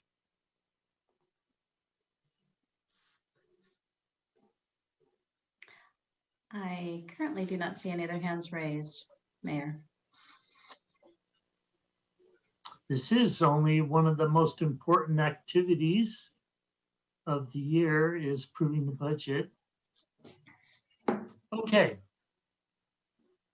Councilmember McAdams, you're first up. Thank you. I'll go first this time. I wanted to let the public know that the draft budget is actually posted on our website. I noticed that it wasn't in the agenda packet. So if you are interested, you can go to the homepage under our city, departments, administrative services, annual budget and financial report. So that's where you can locate the draft budget. So just some general comments. I really appreciated the department's accomplishments that they completed this fiscal year, and then their goals set for the next fiscal year and linking those to our council goals. That was an excellent touch. Thank you for the metrics regarding the public works completed work orders, the number of IT closed tickets, and our public safety information. That was very interesting to read. So, and also, you know, thank you to staff for restoring the library and recreation budget. and taking that initiative. I mean, I know that is something that the council has been loud and clear about from the prior budget meetings, as well as the community. So I'm really pleased to see that those needs have been met. Earlier today, Ms. Hannah provided me with some information that was very helpful regarding the increase in the police department budget, as well as the fire services contract and the public works department, which she actually, sort of reviewed as well. So being that we're coming out of the furlough, which is something that I wholeheartedly support, those numbers made sense to me as far as the fairly significant increases. So just for me in general, each day I am like more hopeful as we come out of the pandemic. And thank you, Ms. Hannah, and to your department for being so nimble and flexible this last, fiscal year, and, most likely the upcoming fiscal year. And just, lastly, I would like to thank, a heartfelt thanks to our employees who have stayed with us during the pandemic and, willingly lowered their incomes to help the city. So restoring staff to pre-pandemic wages and ending the furlough, absolutely, I'm happy to support that. So I think those are just my general comments for now. And, I'm just going on the assumption of this last fiscal year is, we'll still have those monthly core revenue reports, and we're just going to be flexible again until we recover or until we move forward, 6 months, a little bit longer from the pandemic recovery. So thank you very much. Councilmember Coletti. Thank you, Mayor. I've got some kind of an observation to start the conversation, and that is that it's always struck me that when council approves a budget, and I'm thinking about the general fund budget in particular, it's adopted and approved at the department level, which is a very high level. And, there's some frustration, or at least as far as I'm concerned, in that council oversight of revenue and expenditures, it's difficult for that to actually occur, because what will happen here is that council's presented a budget, we approve it. You can see it right in our draft ordinance attached to the agenda report. We approve the general fund budget at the department level, and these are in the $1 million range, per department. And any granularity in the expenditures and revenue that we're obligated to oversee is difficult, at least in this stage of budget approval. So what comes next is kind of where I'm headed with this. And I think what Ms. Hannah's kind of provided is a template for that, what's next. And that was done in our budget workshop, which I believe occurred back in March. And Ms. Hannah provided us with some excellent reports that I have never seen before.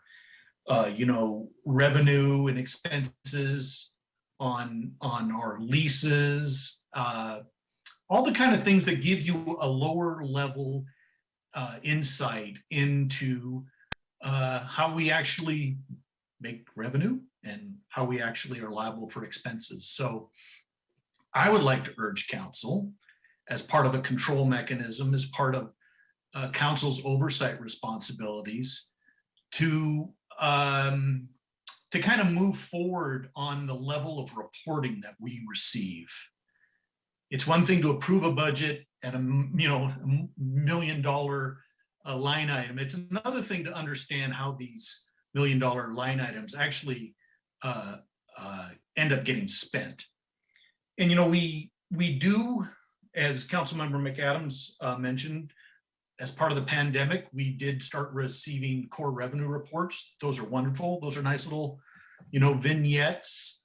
And we now, council has directed staff that we're interested as in receiving those core revenue reports. We're also interested in receiving the check register, which are kind of a detailed analysis and reporting of expenses.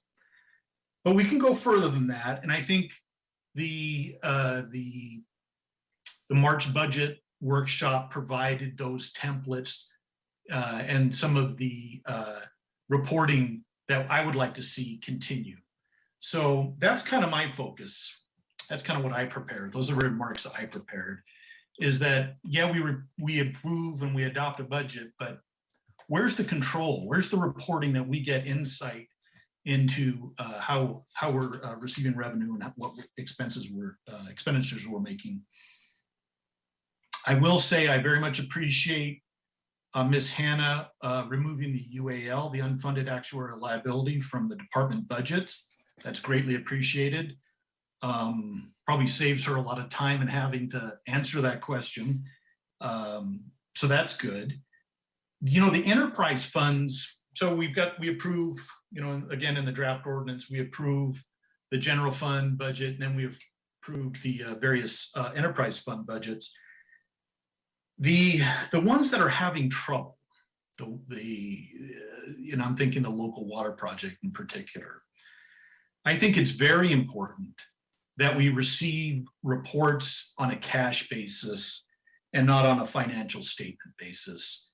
If you look at the budget, for instance, our draft budget that we're discussing this evening, you know, it mentions 1.5, you know, net fund balance for the local water project. Now, if you're not initiated or you have to go ask questions like me, you'll ask Ms. Hannah what that means. And when I read it, I think, oh, you know, there's $1.5 million sitting in the local water project enterprise fund. Not so. As Mrs. Hannah mentioned earlier, it's down $93,000. And I've got a question on that, if I could, Mayor, to our director. That $93,000 negative balance, does that include the $600,000 loan? You know, Yes, is that? does. It I'm does? Sorry, Mayor, it does include that balance. At one time, we had loaned it the $600,000 thinking that it would net to bring it into a positive place. But then there was another invoice that we had received that was charged to another meter as part of the transition, and we needed to apply that to the local water project.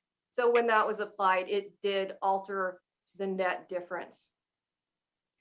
So does that mean the funds really, if you take away the loan that it received, the fund received, does it mean it's down 693,000? That is correct. Okay. So this kind of highlights I think, the importance of getting reporting on a cash basis for the enterprise funds that are, I'll just say, having difficulty. Because when I read the budget, I didn't see an urgency that now, when I understand that it was reported as a financial statement basis, that it really exists on a cash basis. So I think we need to do that. There are some, you know, there's quite a bit of positive information in here. I think the property tax revenue is just phenomenal. I mean, that's just incredible. 6% growth. That's amazing. And I guess we're expecting almost 4% additional.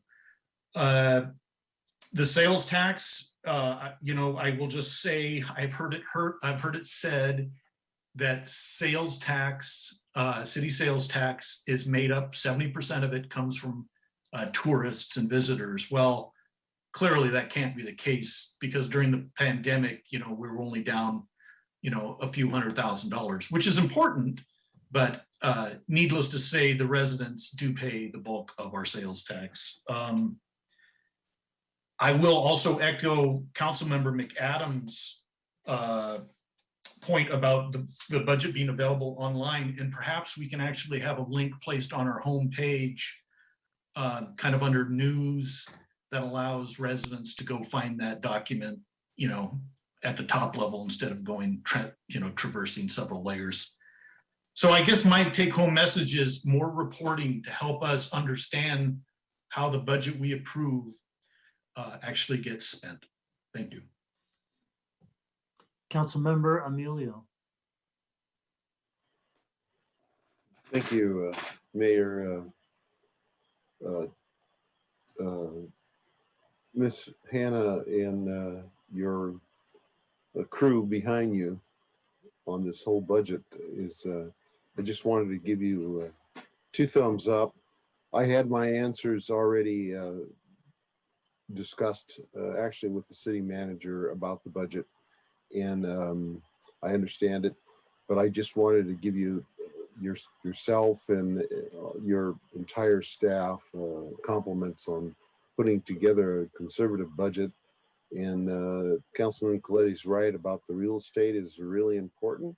I've seen nothing but up in the real estate market, and of course could always go down, but again, 2 thumbs up to all of you.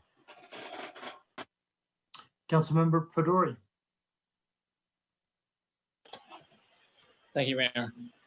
And I would like to echo the same kind of message to Ms. Hannah and your team. Really, several ways to slice and dice things, and there are lots of information here on several angles that we can look at. I had an observation and a question. Observation was, first of all, I really like the key performance indicators that are coming in from the budget. What I noticed is in some cases, those were missing, like information services, museum. My recommendation to you is probably make it consistent. Those are really indicatory items for how we can track things in the future, especially around goals and tactics. So if you could, that would be a recommendation, probably making it consistent across the board for all the department funds, etc. The other, by the way, I do like your fiscally conservative approach, so thank you. And it's great to see that it's been recognized by other sites too. So my question to you was, it seems like this hinges on the ARPA funds, right? Like it appears to me that if for any reason the ARPA funds did not make it through or were never existent, then technically the furlough would have remained or something of that sort. Am I correct there, or would we have just dipped into the reserves? There would have had to have been a decision from council as to what their priority would be. Would they have wanted to continue with the furlough, or would a decision be made to dip into the reserves? But yes, if we did not have the ARPA funds, we would be running into that challenge. Okay, thank you. And I just wanted to convey that message is that the city's revenues I understand they're growing up because of the hotel revenue, et cetera. But at the end of the day, the city has so much revenue that they can get, and we really need to find alternative revenue streams to really get the bandwagon going for other things. So great to see this information. And thank you again, Ms. Hannah, for what you have done.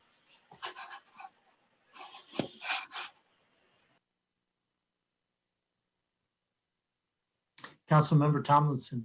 Guess it's my turn. Yeah, thank you, Mayor. Ms. Hannah, this report is fantastic, and your team, thank you for putting it together. 209-page budget. I hear what Councilmember Coletti is saying. I feel like when you prepare these documents, there was so much detail. I think unfortunately, your reward is requesting more.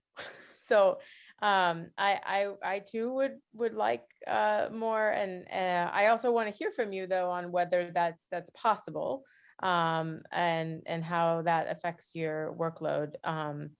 But the amount of information that you have provided and grown, and the insight, and the monthly reports and all the things that you've added, to give us the knowledge we need to make these decisions has just been in the 2 years time, you just keep raising the bar over and over again. So thank you for that.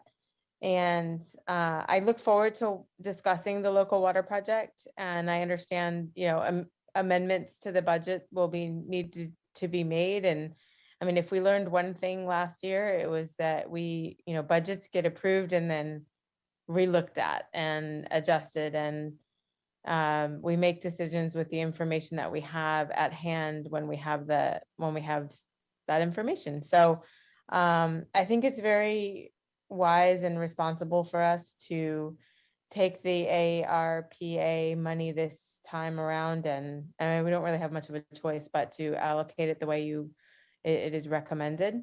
I mean, we have a choice, but I agree with the allocation and get our reserves back to the 8 million end balance, end the furlough, reinstate all the staff, continue to have our 500,000 maintenance of effort for capital improvement projects. And I think those were my comments. I appreciate the report and the budget. I look forward to maybe being a bit more creative with the second tranche of money and things that we can do. And I also, remain very optimistic for the sales tax increase to go through, because it will give us some more budgeting opportunities. So thank you. I want to add my thanks to you and staff, and I know the budget exercise involves all the staff, virtually all the staff. So kudos to putting out this very thorough, fine document, and also, overall, I think we've heard it from several council members, and I'll add in, I think you've hit just the right amount of conservatism on this. Since I've been on council, the finances have been run in a conservative manner, and that's perfect. That's what we need to do. I've got a few items. There's some questions and some thoughts. Well, first of all, a small request. Under the city council, there's $180,000 for subscriptions and memberships.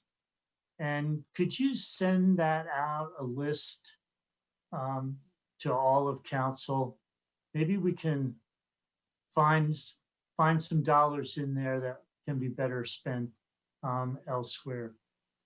And another subject, I will freely admit that I must have been asleep at the switch for this year's fiscal budget, that I didn't realize that we had switched on the staffing allocation numbers for part-time and seasonal.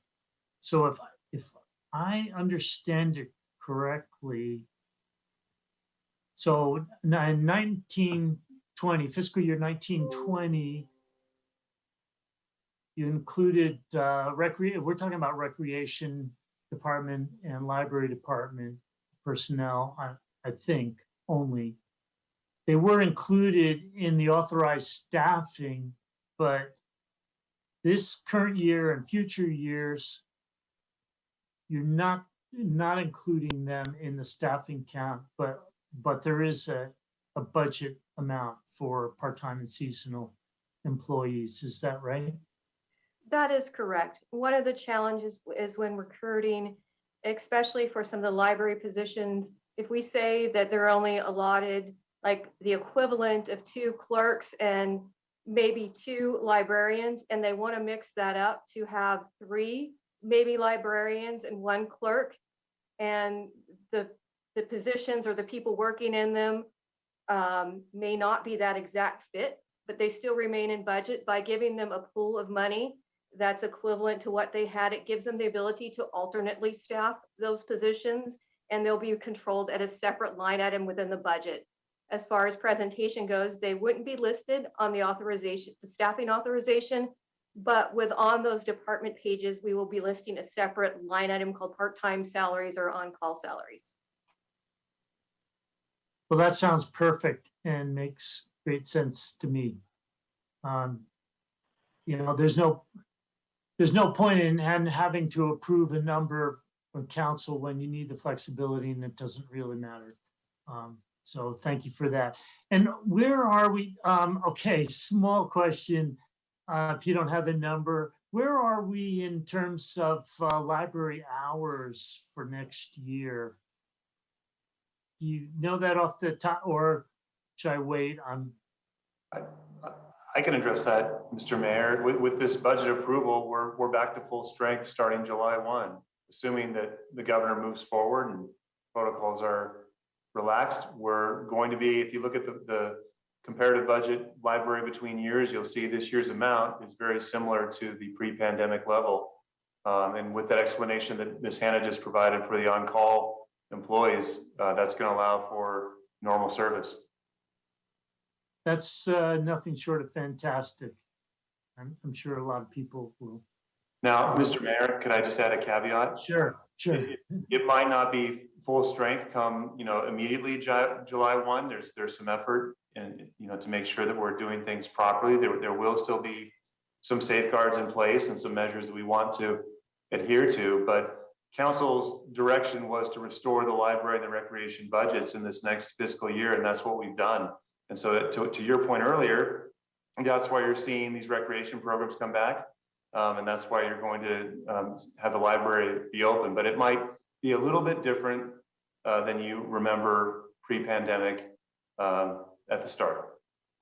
All right, great. Well, thank you very much for that explanation. That makes perfect sense. A couple of things that I agree with previous council members. One was on the enterprise. We need some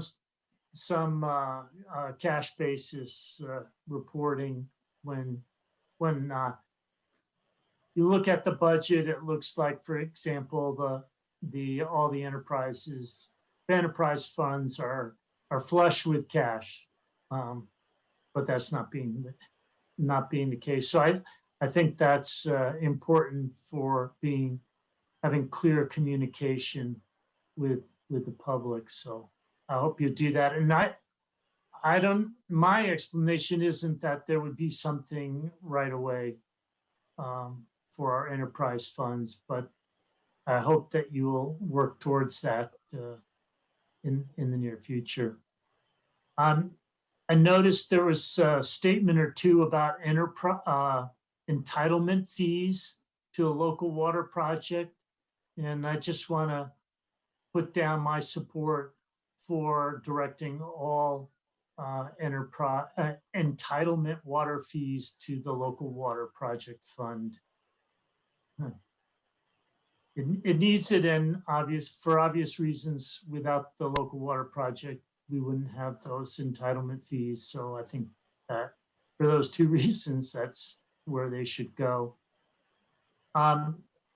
I concur with earlier comments about the reporting, the increased reporting that we've got, particularly the budget workshop. I thought those reports were great, and you've beefed up over time the reporting, absolutely great. And any moves further in that direction, appreciated. Debts. I noticed we'll have a section on debts, long-term debts that we owe other people. And I don't know if we have long-term debts that people owe the city, aside from that promissory note. So we ought to just make a note on that. I think that's the only long-term debt we have. And I did like the reporting on lease rents. And I think as good stewards of the public's property, it would be good to have a description of the expected lease rents on all city property. I know the total is not big, but we do rent the public space out. And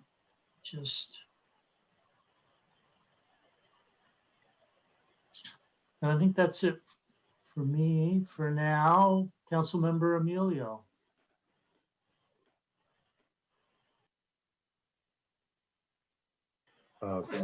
Mayor, unless somebody else has another comment, I'm willing to make a motion here.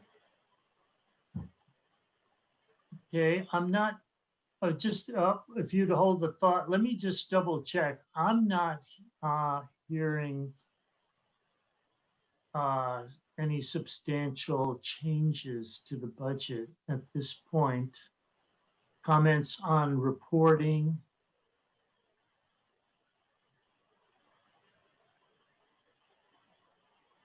Okay, let's hear a motion, please. Councilmember Emilio.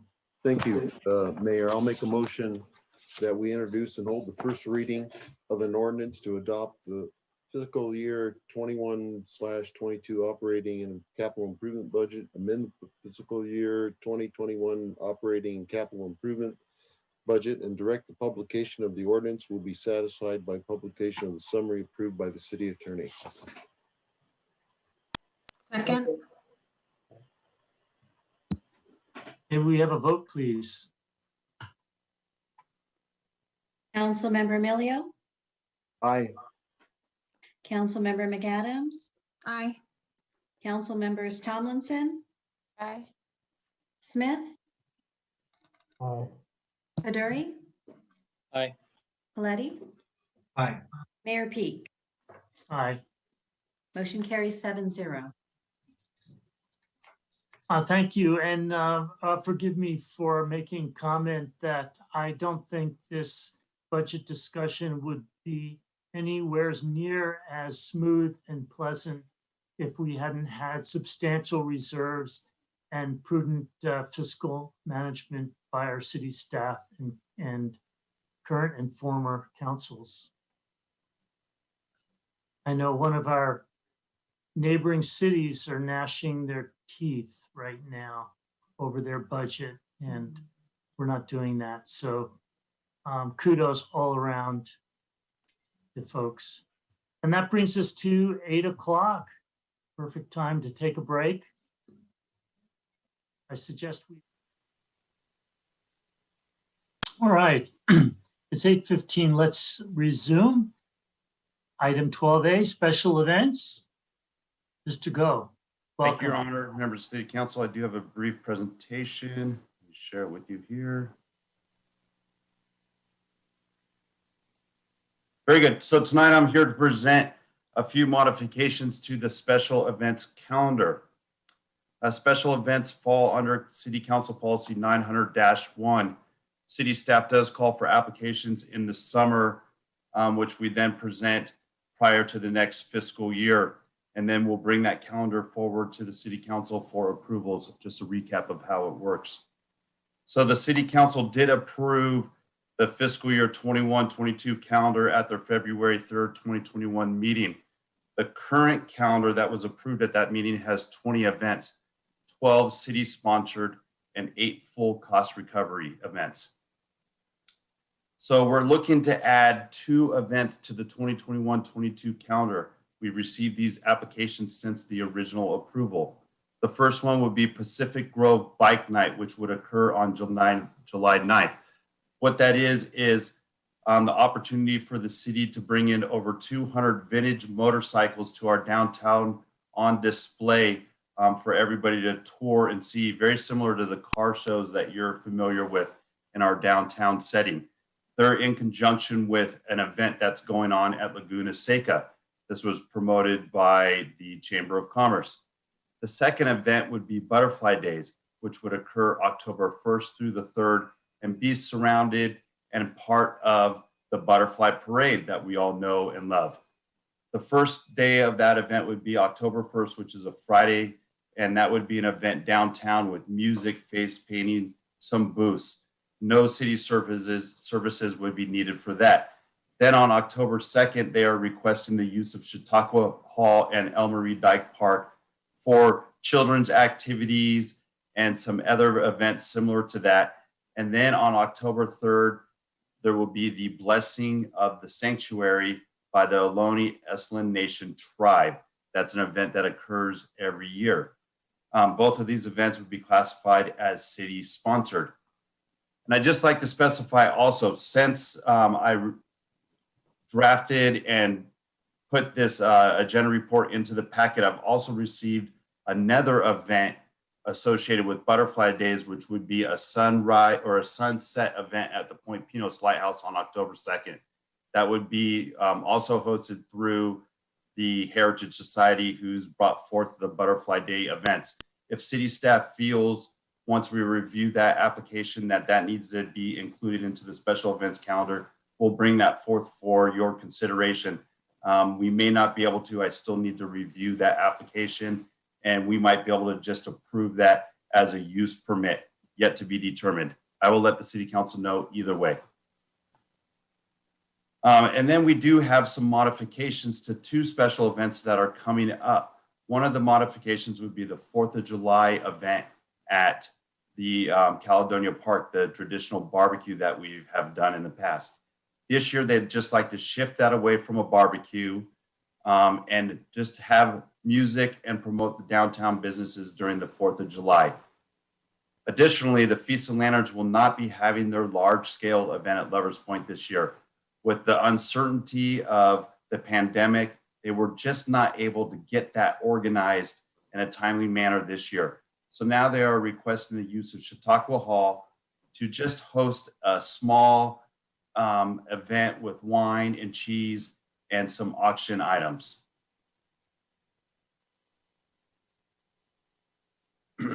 So all the other events that are in the first quarter are still going to occur as approved on the calendar. Those notable events include the downtown car shows, which is the second week in August.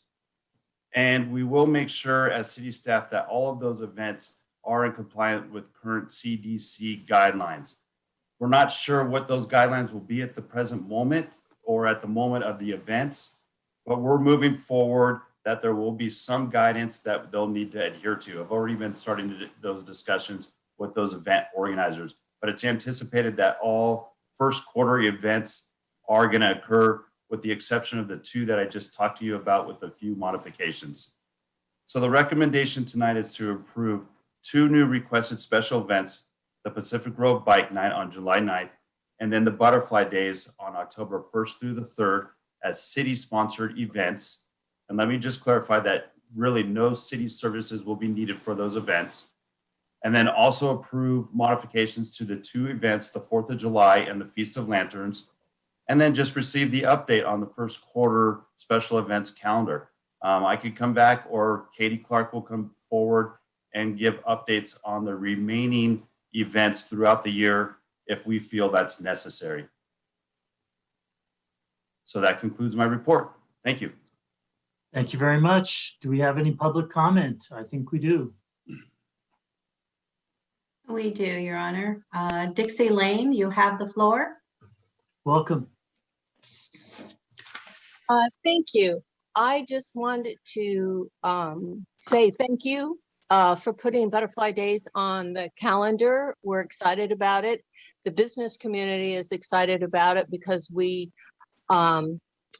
do so many things jointly. And so the businesses actually First Friday, that is their biggest First Friday every year is when we join with them to bring Butterfly Days and First Friday together. We have a lot of things planned, but we're prepared to make any accommodations we need to for if anything changes with COVID. But we're being positive and going forward, and piece by piece, we just keep putting it together, and it looks like it's going to come together and be a great event this year. So thank you very much for adding us to the calendar. Thank you.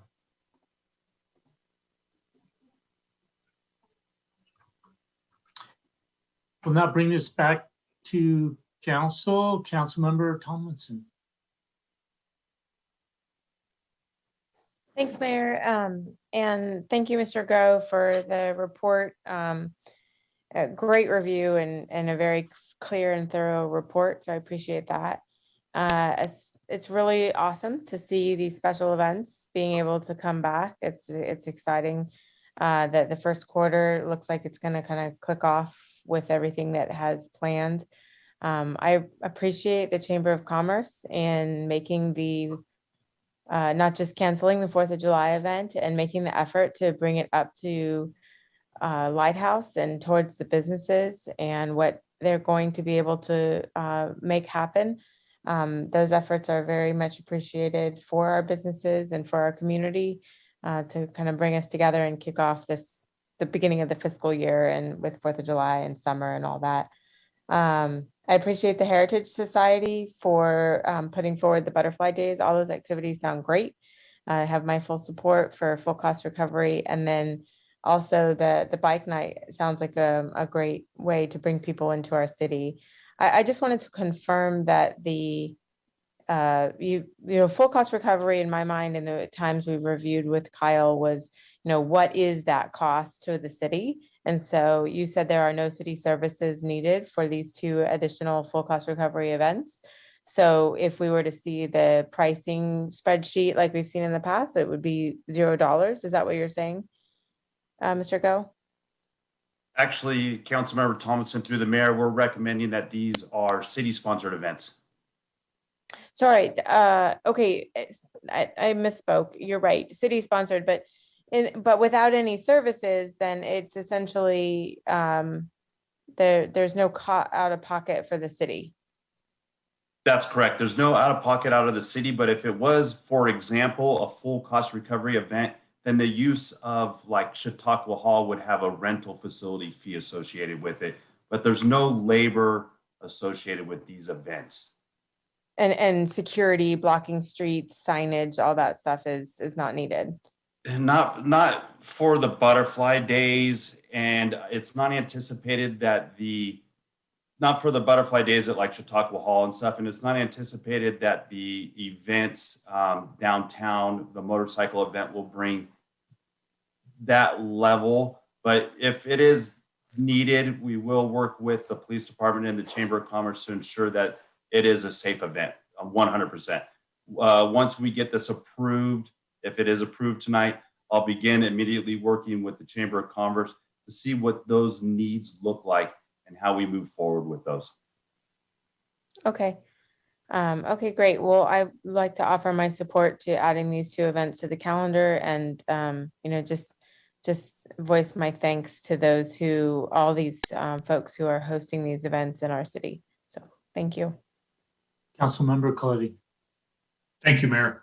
Mr. Go, I've got a quick question. Does the Butterfly Days include the Butterfly Parade, and is the school district, anticipating on even having the Butterfly Parade this year? I'm not clear on that. Councilmember Coletti, through the mayor, it's anticipated that the Butterfly Parade through the school district is going to occur this year. I haven't heard one way or the other, but come October, I anticipate that it's going to be able to occur just as it has in the past. The Butterfly Days that has been presented through the Heritage Society, as Ms. Lane alluded to, is separate from the parade, but they go hand in hand in conjunction together as events occur all that weekend. Understood. Thank you. If we are anticipating for the Butterfly Parade to occur, is that already on our events calendar as a city-sponsored event? That is correct. That was approved at the February approval. That is already on the events calendar. Okay, and nothing's changed in that regard. That's correct. And that would be a second quarter event. So if something does change, we'll bring that forward to the city council and let you know. Okay, thank you. Well, I will echo Councilmember Tomlinson's remark about having the July 4th event in downtown. I think that'll be excellent. And I look forward to tourists and residents alike celebrating for that during that event. So I have no further comments. I'll support the motion to approve. Councilmember McAdams. Thank you, Mayor. So first, I'd like to thank Mr. Go and the recreation staff for stepping up and taking on the recreation department while in absence of a programs manager, especially to get the summer camp programming together. Thank you so much for that. I definitely support the Butterfly Days and the 4th of July celebration. Those are easy for me. I do have a couple questions about the motorcycle event. Can you tell us a little more, like how many attendees are expected? Is there entertainment? Are streets gonna need to be blocked off? I think I would like a little more information if possible.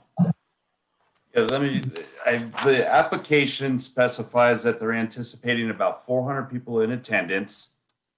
I'm not sure if roads are going to need to be blocked off or if we're able to just maybe block off some parking spaces. Motorcycles are smaller, so we can block off maybe a block of parking spaces and have them park in those respective areas, and people can just walk around and look at them. I don't anticipate that roads will need to be blocked off, but if that's something that we will do, we could definitely implement that if we feel it's going to be safer for the visitors and the residents on that Friday night that come down to visit us.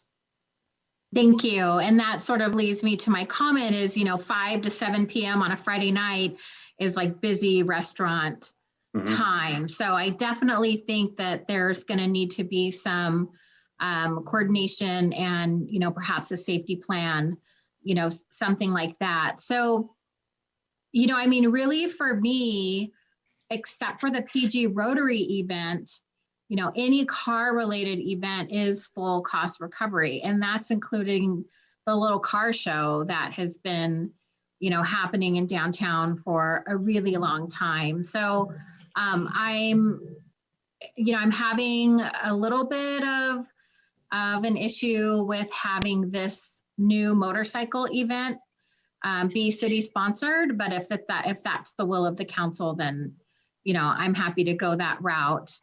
And then last month, May was designated AAPI Heritage Month in Monterey County to honor and lift up our Asian American Pacific Islander community. We have received a lot of public comment, with regards to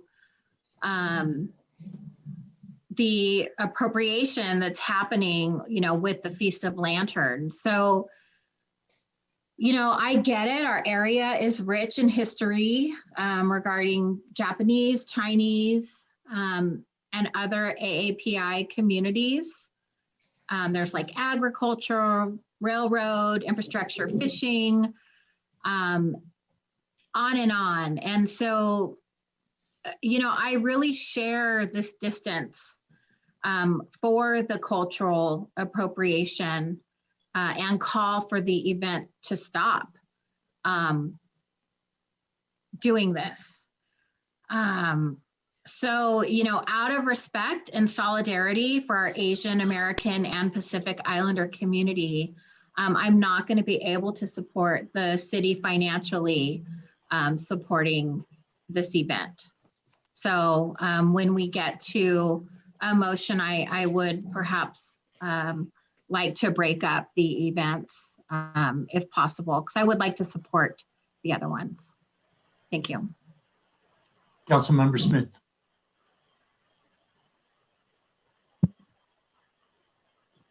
Your Honor, I don't really have that many comments on this. I support the staff recommendation.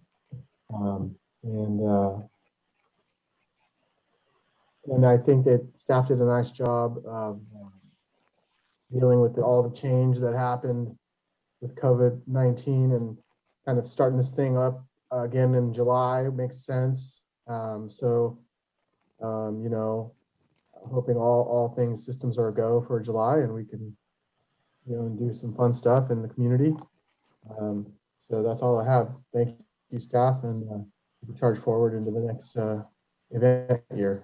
Thank you. Councilmember Emilio. Thank you, Mayor. I just, well, I was going to make a motion, but I just wanted to, for council members,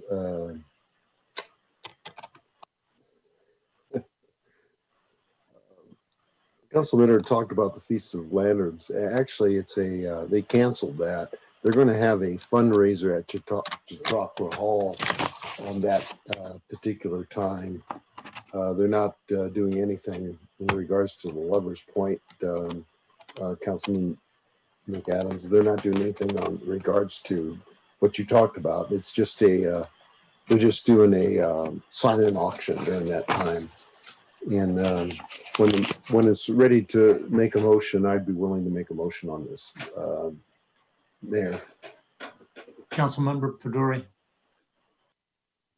Thank you, Mayor, and thank you, Mr. Go, for presenting this. I had just a quick question. These two events that were proposed, are these like supposed to be recurring events, meaning next year we would have them on the calendar too, or these one-time activities? Councilmember Peduri, through the mayor, the Butterfly Days is typically a reoccurring event. We'll work with the event organizers and attempt to get it on the calendar for prior or the initial approval in the coming years. The Pacific Grove Bike Night, I think, is possibly a one-off event, and we'll see how it goes this year and if there's opportunities to bring it back in future years. But as of right now, we have never hosted that event before. And the Chamber of Commerce, who's hosting this event, is attempting to team up with activities that are occurring at Laguna Seca and promote Pacific Grove through those activities. Thank you. That is helpful. I'm good with supporting those. Thanks.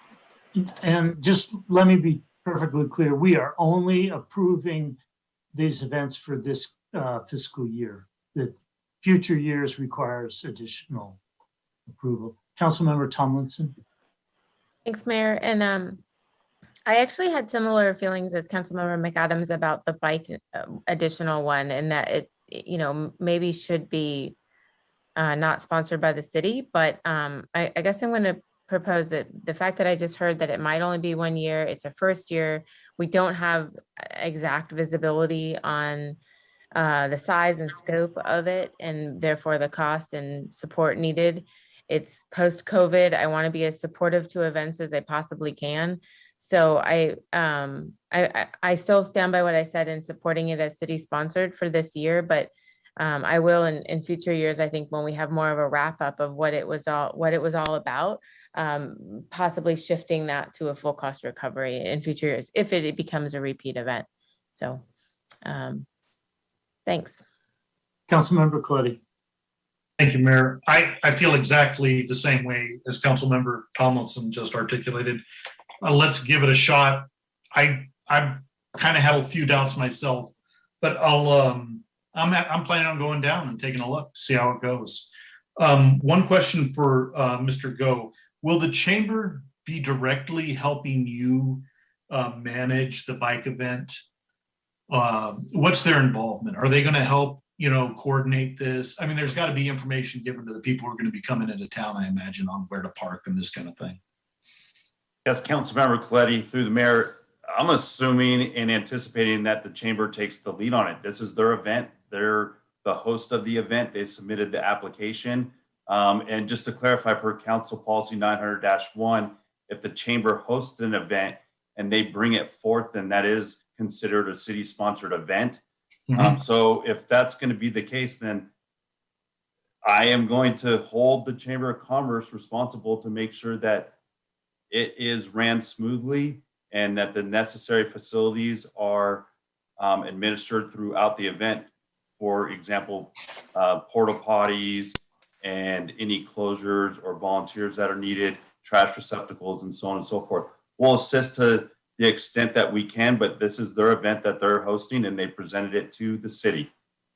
Thank you. And I know the chamber has a lot of experience in hosting events. I mean, they do a great job, with the good old days, and that's a huge event. I'm not questioning that. I just, it would be nice if you could receive some kind of plan from them on how they intend to manage it. And if you could forward that to council, I sure would appreciate it.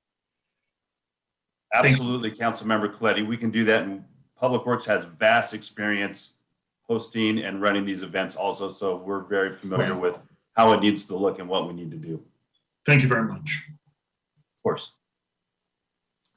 Councilmember Emilio, if you would like to make a motion, I ask you to please split the question on number 2, the approval of Right. item number 2. I am going to make a motion, but the comment, let's not forget about what the bikes will be bringing to Pacific Grove, restaurants, the inns, and so forth. They have to stay somewhere. So anyway, I will make a motion.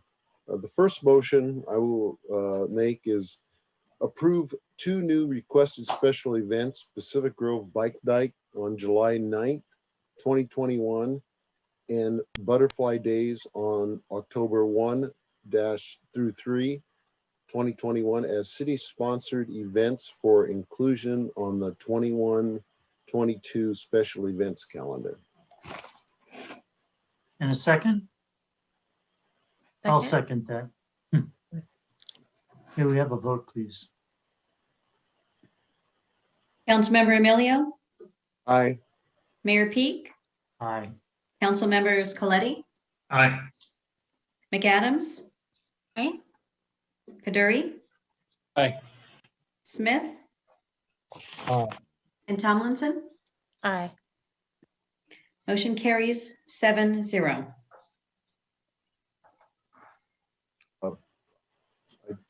Councilmember McAdams, we're doing motions right now. Did you?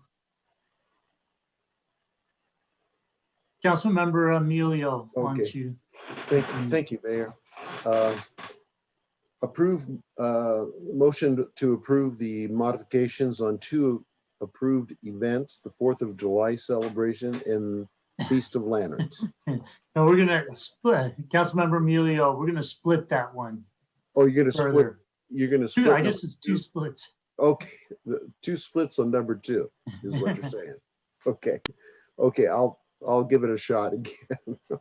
Approve modifications to 2 approved events. The first one, the 4th of July celebration. Second. May we have a vote, please? Discussion on the motion, sorry. Oh. Sorry. Councilmember Yes. Emilio said approve modifications to 2, but we're really only approving modifications in this motion for 1. Correct. That's correct, yes. That's correct. 1. Okay.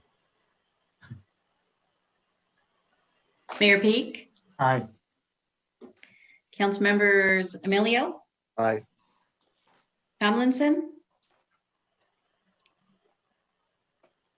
Aye.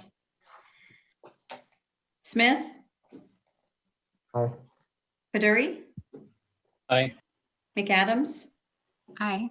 and Coletti. Aye. Motion carries 7-0. Okay.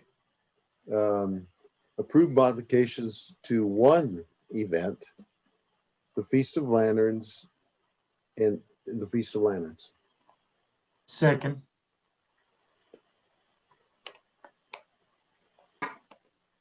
Mayor Peak, Aye. Council members Emilio, Aye. Coletti, Aye. McAdams, No. Kaduri, Aye. Smith, Aye. and Tomlinson. Aye.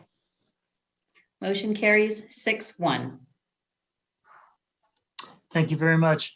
We'll now go on to item 12B, online posting of signed contracts. Ms. Kendall. Thank you, Mayor. Honorable Mayor, members of the City Council, staff, and members of the public.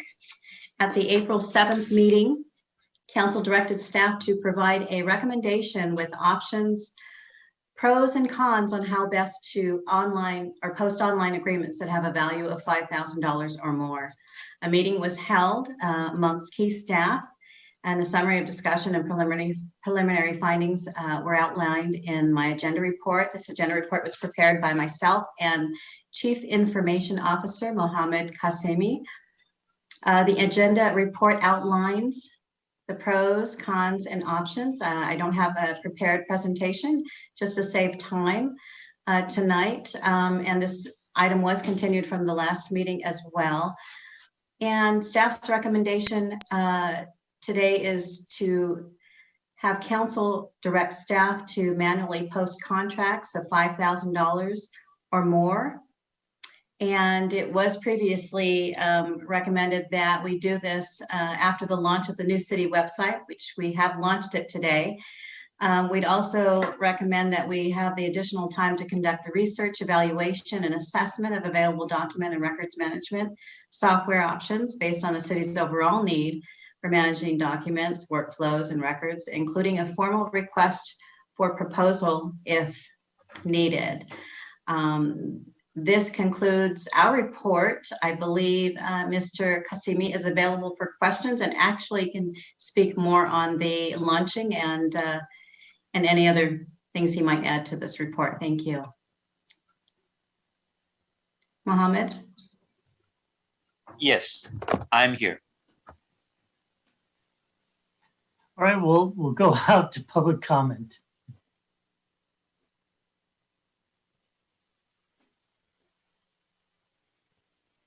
And do not see any hands raised. I'm not seeing any hands, so let's bring it back to council. I was the one that kicked this off, so I'd like to speak first. And first of all, thank you very much to Ms. Kendall and Mr. Qasimi for spending the time looking into this. And I had a couple of slides, if Ms. Kendall could share this 2 slides. You know, she had a great report. And so if you look at the top, I stole this from her agenda report. You see that she noted a number of cities that are using this company Laserfiche, including Gilroy and Salinas. And she provided nice links. And so I click on the link on the upper right, and that takes you down this is for the city of Yorba Linda, of course. It takes you to this page that's shown on the lower left, which is an online documents portal. And it's separate from the city. It's a separate application from the city website. And if you click on the city clerk, then you get this screen that's on the right.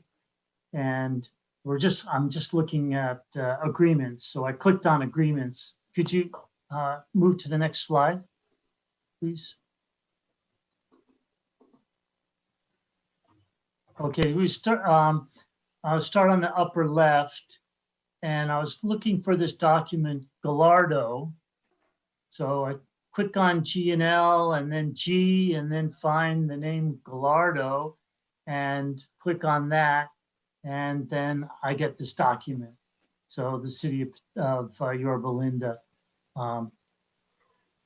purchased a set of property. You know, what I think is the advantage is, so we're really using the internet here. Obviously it requires city staff resources to load up programs or documents into this program. And there is a cost for this program. I got an informal quote. You can see it there on the page under $5,000, but it's just informal. But the benefits is there's no Public Records Act request after this. You just people online, middle of the night, no emails, don't have to search for a Public Records Act request form and email it to the city clerk, and the city clerk doesn't have to read it, record it, get the document, email it back. So potentially it's much easier and much faster, though there is some upfront staff time and some cost involved. So that's all I had. If I want to stop sharing the screen, Councilmember Amelia. Thank you, Mayor. That was one of my questions. Ms. Kendall, I know it's sort of sounds like it's in the infancy stage, but do you know approximately how much staff time to do the research on this? And maybe Momo, the Chief Information Officer, could also chime in, but that's what I was wondering about, staff time. Do you mean this, Councilmember Emilio through the mayor, do you mean the staff time that would take to initiate a program such as Laserfish? Well, if that's the chosen, if it is the chosen one, but the staff time in regards to putting the documents together and putting it online, and that's what I mean. Is it? I think 2 maybe. hours, whatever. Thank you. I think maybe our Chief Information Officer can answer a little bit more as to the documents and loading up, whether we choose to go by Laserfish, a program such as Laserfish, or we choose to do this manually. Can you speak to that? Yes, Councilmember Emilio through the mayor. At this point, we wouldn't know the time that it would take. First thing that we would need to do is put together our requirements. And one of the things that I was also looking at as this was brought up to me was from our different departments and different operations that we do, there's also a need for an overall document management system that could handle various different workflows, document workflows and such. So it's not just the records and the agreements and contracts, but an overall document management need also exists. So we want to look at a holistic solution that could accommodate all those needs as well. So we need to put our requirements together, and we need to do our research in finding the right software solution that's available for our needs. And then comes the implementation time. So at this point, we don't have the information on the time that it would take. Councilmember McAdams. Thank you, Mayor. I thank you for including some samples in the agenda report. I looked at them and searched the various ones, and the Laserfish is the one that I thought was the easiest to maneuver. And so for $5,000 a year, I probably, use that amount in staff time of my request from Sandra. So, I mean, I definitely think that there's a great return on investment. And then as far as like an overall data management, I mean, I think that that's probably a separate issue, but I know with our recent, conversion to Microsoft 365, they have like a shared drive. So, which is like Google Drive, which is what we had as well. So, but I do think as far as this, all of the contracts and leases and information are already scanned and in an electronic version. And I'm sure that, what the company is able to assist with that. I don't think the initial integration should be very complicated, or they wouldn't charge $5,000 for the year. So thank you for bringing this, and I look forward to using it. Thank you. Councilmember Coletti. Thank you, Mayor. I think this proposal is very exciting. That this is what the city does, is produce documents. I went looking for our general plan just today, and you'll find the general plan under planning. You got to figure out where under planning, and then just in the planning department alone, there are all sorts of documents. There's a lot of great little fact sheets, kind of like tech notes on various aspects of land use. I mean, we're just awash in documents, and not to mention our ordinances and our resolutions and minutes. And I also kind of peruse some of the links that were provided in this agenda report, and I thank Sandra for it. It's a very good report. I went over and took a look at the city of Gilroy. It's just having a centralized portal that you can access the various documents instead of bouncing around the city's website into the various departments to get the documents. And just think of financing. Financing, we've got our budgets there, we've got our CalPERS reports, we've got our CAFR reports. All that stuff, you have to go into kind of a department level mode to go find the documents, not to mention past EIRs, et cetera, et cetera, et cetera. So I think it's wonderful to aggregate all these documents into a central portal. Laserfish seems like a reasonable, I would say that's up for staff to decide. But I would certainly suggest and support that we investigate a document management system with a strong emphasis on a public portal, so we can aggregate these documents. There's also a lot of historic documents too that are up in the city manager's safe. I would love to see some of those documents made. That's more of a kind of my history interest, but at any rate, I think there is a need for this. We are definitely moving more and more towards digital on everything, and so I think this is very timely, and it's a very good suggestion, and I hope we follow it. Thank you. Councilmember Smith.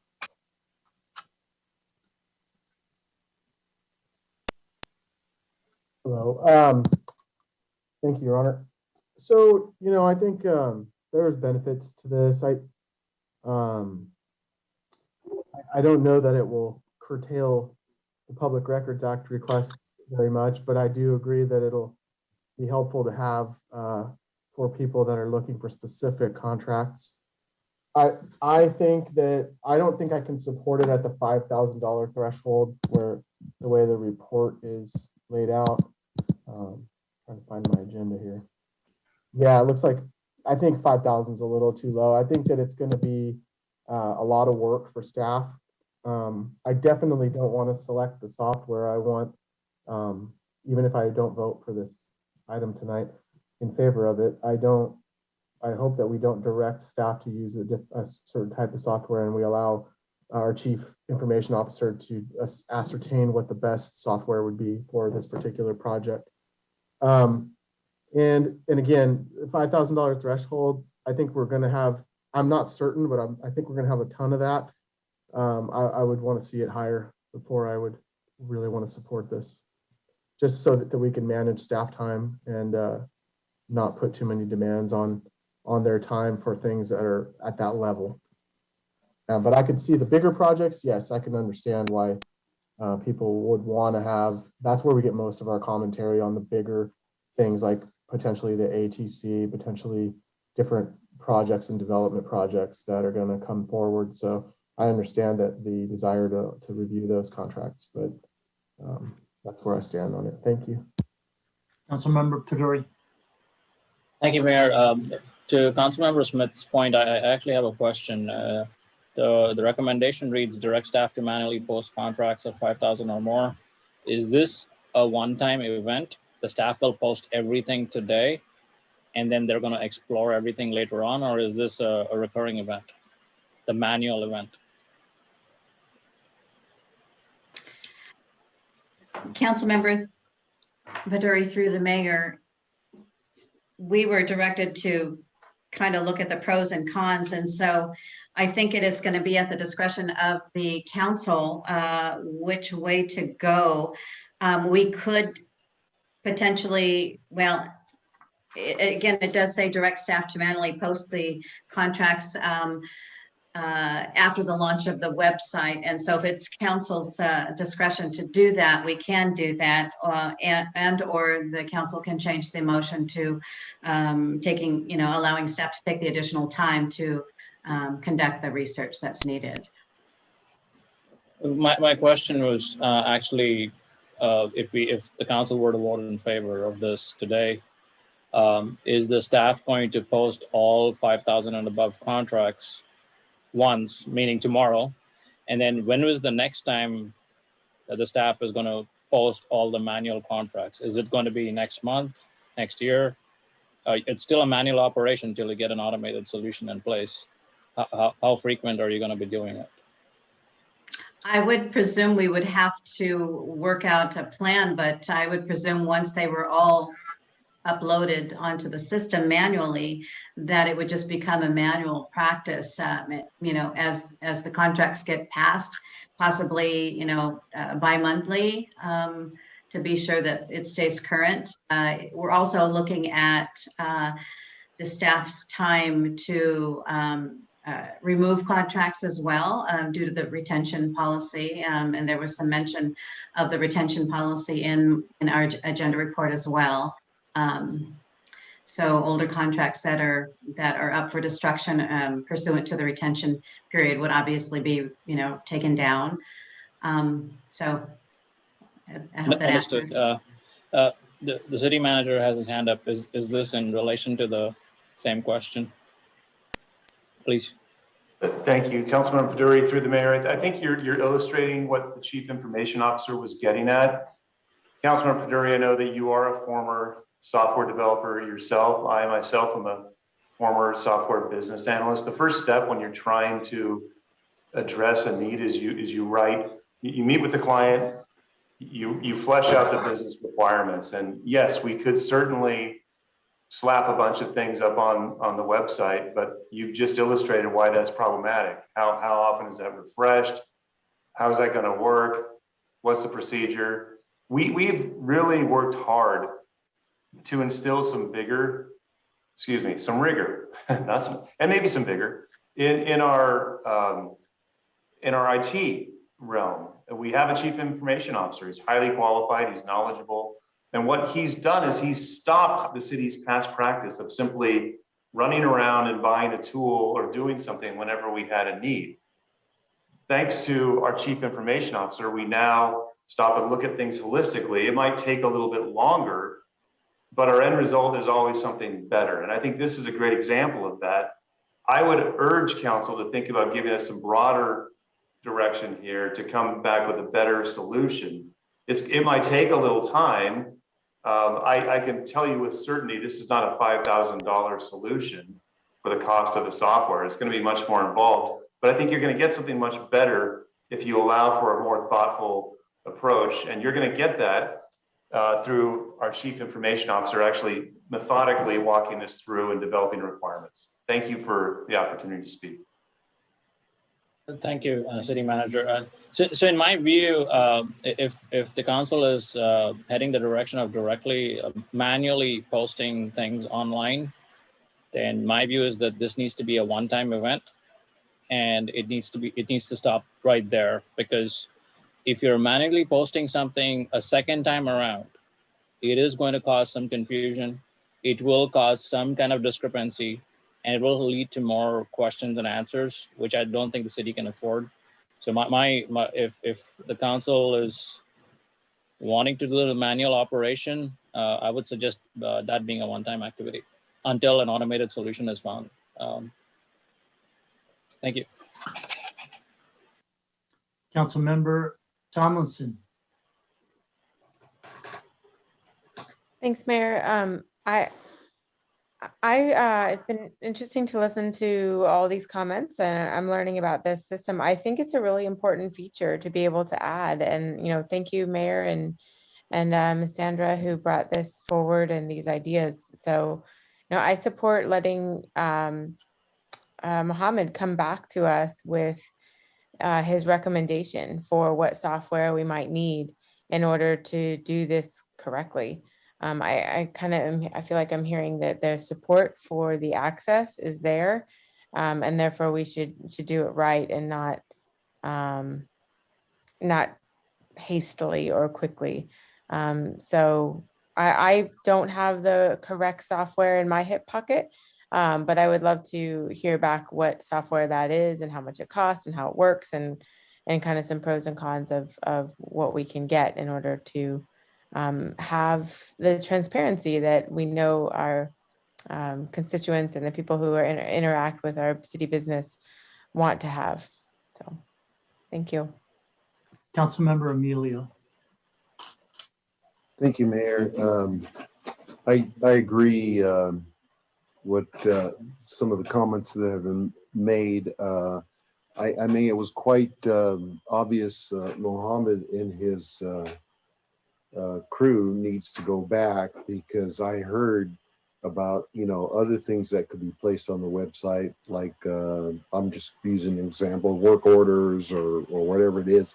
We need to have the time for the staff to go back and do this right. And I also will not support the 5,000. I think it needs to go up to maybe at least 10. But I think we need to cross that bridge when we come to it. But I think Mohammed and his staff, Sandra and all, work on this and just come back to the council with something that's workable. That's where I look at it. Thank you. Councilmember McAdams. Thank you, Mayor. Do we have any idea like how many contracts we're talking about if we start from, say, 2016 that are 5,000 and over? Councilmember McAdams, through the mayor. I think at one point we were just looking at contracts in a whole, and it was over 500 contracts. So yeah, I couldn't answer that tonight. Okay, so it's I'm not like. I'm sorry. Can I jump in? We have 500 outstanding contracts today. Well, we have our listing just is about 500 contracts. So these are, some are expired, some have been terminated, but we're just gathering a list of all of our contracts, which is how we keep track of them at this point. It was sort of a guesstimate number. But there is a Okay, time so- limit. You have, never mind. Sorry, I jumped So in. right now, staff is manually in taking some sort of inventory, or you have like a manual list per department trying to, right now, what is the contract management being used? Right by now, it's a staff? completely, my apologies, Councilmember McAdams through the mayor. Right now, our contracts we do have paper copies, we have electronic copies, and they are listed on a spreadsheet currently. And it's the role of the deputy city clerk and myself to oversee those. They are all being processed through DocuSign, or at least the majority of them are. So yes, we do have paper and electronic copies, but yes, it's all manually through a spreadsheet at this time. Okay, so at some point, it would probably be prudent of the city to scan and upload them all onto Microsoft 365, whatever, just to organize it a little bit better. So you're not manually tracking 500 plus contracts. I mean, it sounds like there could be a better system, or it sounds like maybe there needs to be a little more attention, or, right? Like, I mean, it just sounds like it's a little antiquated currently. Yes, it is exactly antiquated. And they all are in the new drive. Everything was transferred over from Google to with the migration into 365. Great. Okay, so that sounds like most of that work is already done. So I definitely support having this be updated. Like what the mayor said, we're all online now, and it's, we're having our new website. So it's definitely time to take a step in that direction as far as our agreements and contracts and leases. So I'm on the fence. If it sounds like most of the legwork is done to manually put them on, some sort of public drive alphabetically or something. I don't know. I mean, I'm on the fence about that, but I definitely, would like staff to come back. I would like to see this updated and at least, to the same level as our new website. For me, it just makes sense, right?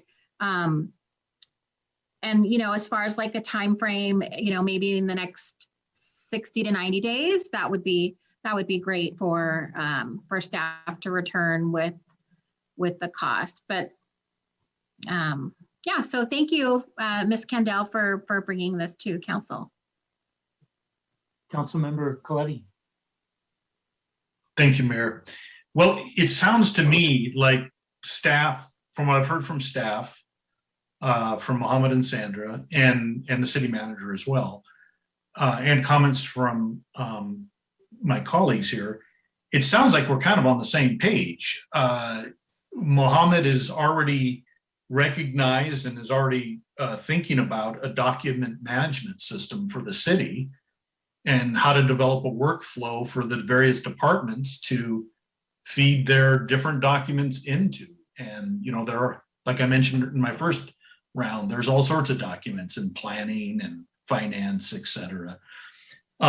So I would encourage, if that's where they're at, I think that's, we're there too. So I don't want to get involved in deciding what the best workflow is for staff or anything like that. But I do want to encourage the exploration of this document management system. And, Excel gets used and abused in all sorts of different ways. And using it to keep track of documents must be a chore. I mean, Excel's a pain to deal with anyway, even when you're using it for what it's intended.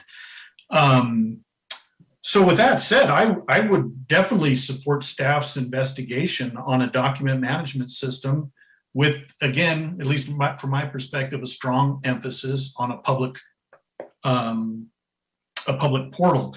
But getting to the point of whether you publish contracts that are 5,000 or 10,000, once you get everything into the portal or into the database, which this document management system essentially is, it's a document database.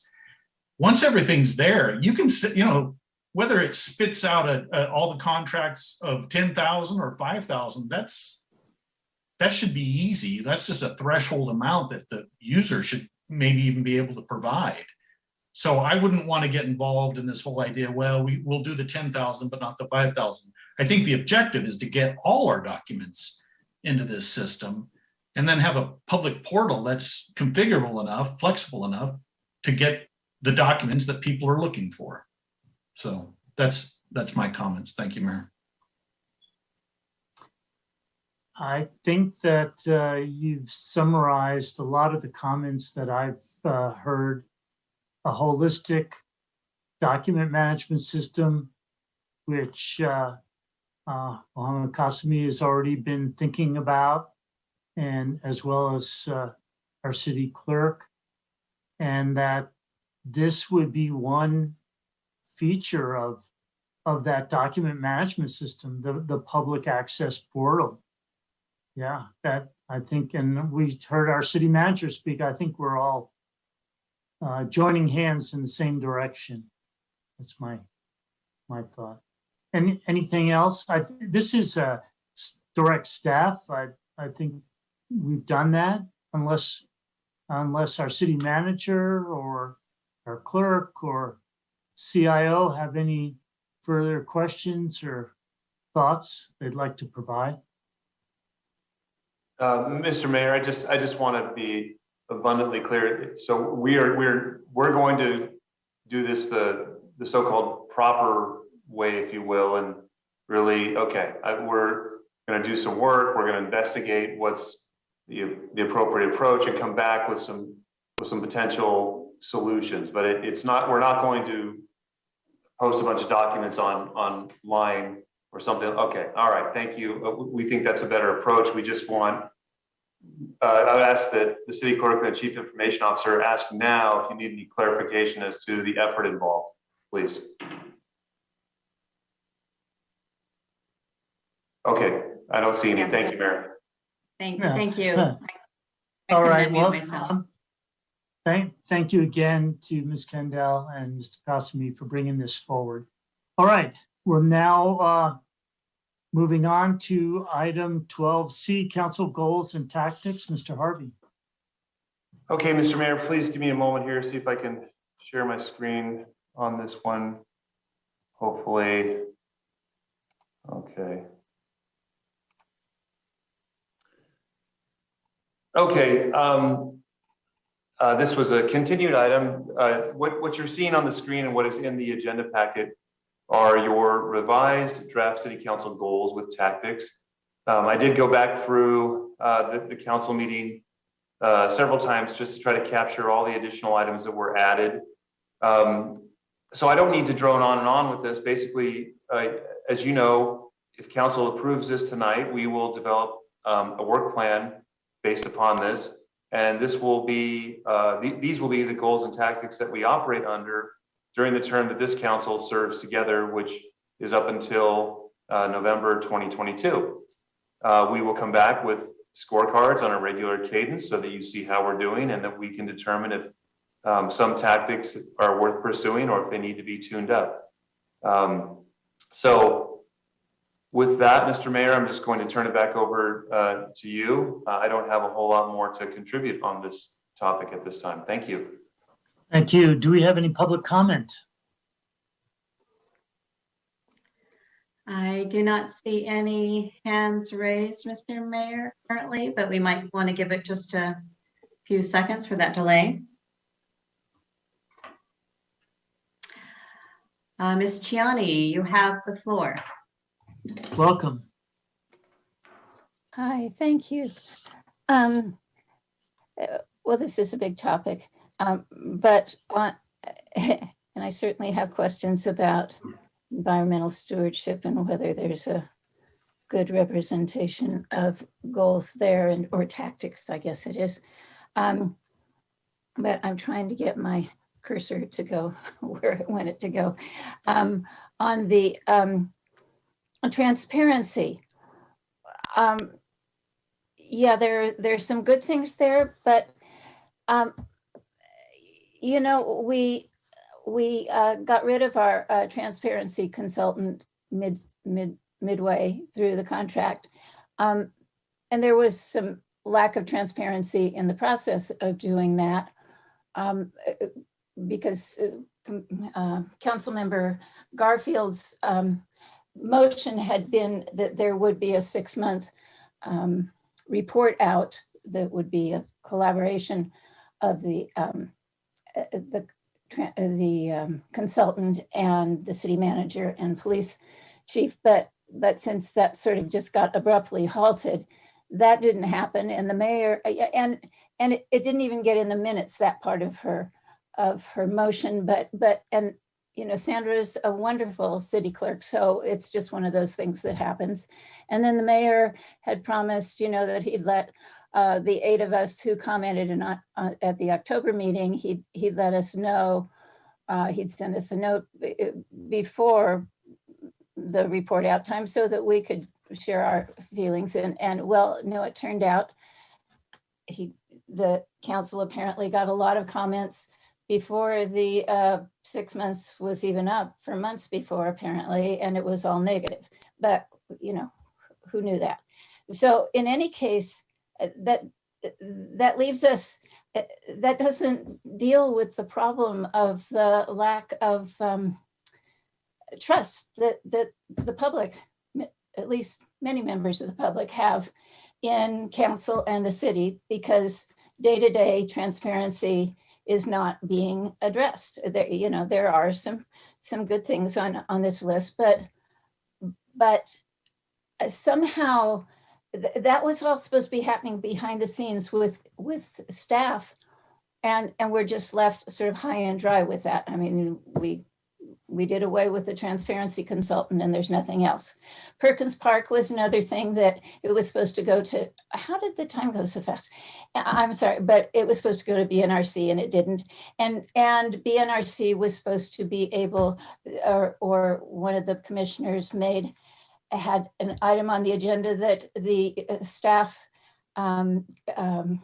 liaison told him he had to take off because, in concert with the city manager and the city attorney, they had decided that wasn't appropriate because the ATC project might come to them as if that's. Thank you, So, Ms. sorry, Cheney. I couldn't get quite that all done, but I hope you add more to transparency. I think we've got your point. Thank you. Do we have anyone else in the public wishing to speak on this item? I see no other hands raised. Seeing none, Councilmember McAdams. Thank you, Mayor. I really appreciate the work that we have put so far on our goals and tactics. And, I'd like to thank my colleagues on the good work that we've done over the last 2 years. And then, I'm looking forward to the next year and a half. I'm just wondering, where are we at with the revised mission statement? Can someone provide an update? Yes, Councilmember McAdams to the mayor.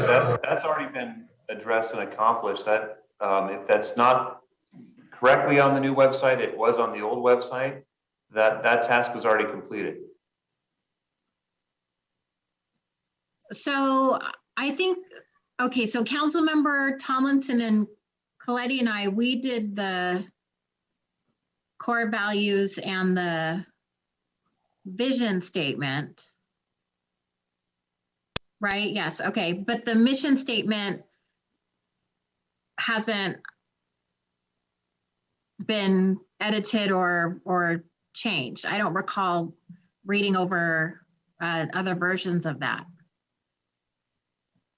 I don't know, Councilmember McAdams, if there was a desire of the council to modify it. I don't recall that as being one of the items taken on. Okay, because I thought that I don't know if it was Councilmember Pedori. I don't remember who it was, but someone was gonna redo the mission statement and bring back some versions. So we still have the old mission statement. Can I jump in? Because I was wondering the same question and I went back over and I did not see any notation that anybody was revising or that there was a revised mission statement. It was just the core values, the work that yourself and council members Tomlinson and Coletti did. So the mission statement. Okay, has thank been you. unchanged. So then I would encourage that we change the mission statement, just because with the new core values and the updated vision statement, it still is not connected to the revisions that we did. So if that's something that the council is interested in, I would be happy to volunteer for that. And that's all I had. Thank you. Councilmember Tomlinson. Thanks, Mayor. And thank you, staff and Mr. Harvey for leading this effort, all of us through it, and then really listening during the meetings. I have my I keep pulling this paper out over and over again. And this revised version, I don't have any errors that I'm seeing. So, maybe there are some others, but they were all captured and kind of summarized nicely for our tactics. So thank you for putting that together. I do have in my notes, mission, vision, and values kind of all put together. So I I know that three of us did those modifications. If we want to look at the mission statement and anybody needs help with that, I'm happy to help. It would be worth having a conversation about it. I agree. And the only other thing I want to add is just that I want to revisit these, kind of as needed, or maybe at least once, a little bit more frequently, as far as how we're doing, and then being able to adjust and add some other tactics as they might present themselves or become available in order to accomplish our goals even that much more as the year goes along. So that's the only thoughts I have about our goals, is that I would like to review and visit them and kind of check them off together more often. Thanks. Councilmember Coletti. Thank you, Mayor. I'm going to go down the list. I've got a few of the tactics that I've identified I'd like to kind of discuss. I'm looking now at 1D, and this is to provide a conceptual plan to connect Lovers Point and downtown through Forest Avenue. I think we kind of already did that. Thank you for putting that up, the list up there. I think we kind of just did that by, the improvements that we made there. What's your recollection, City Manager, on what project would come forth to kind of deal with this tactic? Sure. Thank you, Councilmember Coletti, through the mayor. So this relates to a request, I think, that was spearheaded let me take a step back. The initial concept for the connection to Lovers Point in downtown, as I understand it, again, the genesis of it was prior to my time, was literally a path, if you will, from Lovers Point up to the downtown with additional signage, so that if you came on the recreation trail into Lovers Point, you would very easily have a clear route to get to the downtown for you to spend your dollar, so to speak, or enjoy the shops and so forth. The Chamber of Commerce, if I'm recalling correctly, when I went back and watched some of the proceedings related to your goals and tactics, I think put in an additional plea that they would really like this. Yes, we've started it. We spruced up Lovers Point, but again, still there is no very clear direct path right up to the downtown, and we could certainly enhance it with some signage and some additional features. And so I think that's what this was about. But if some other council member remembers it differently, I understand. Well, I appreciate that. I mean, there's two sidewalks that lead right up there. Maybe we'll save that for a later discussion, but I know we just spent over $500,000 to make the improvements down there. And by the way, I'll admit I wasn't sure if that was money well spent, but now when I go by, I've changed my mind. It was a lot of money. It was some creeping features, but I think what we've done down at the Lovers Point, the promenade, and then the crossing area and the additional parking parallel to Ocean View, I think that's all worked out very nicely. But I'm just wondering a little bit more about what this next step would actually lead to. Now I'm looking at 4E. This is implement a cannabis outreach plan to gauge community interest and or concern. And I think that probably ties in with 4D, to design and develop and deploy a community engagement portal. But I also just wanted to emphasize from my own perspective that this all leads, and I think this is great, I think this leads eventually to a vote of the people to decide in November 2022. But I'm not objecting to these. I'm just adding a further step in the process, and which is the final vote. Now I'm looking at 5B. Let's see, 5B.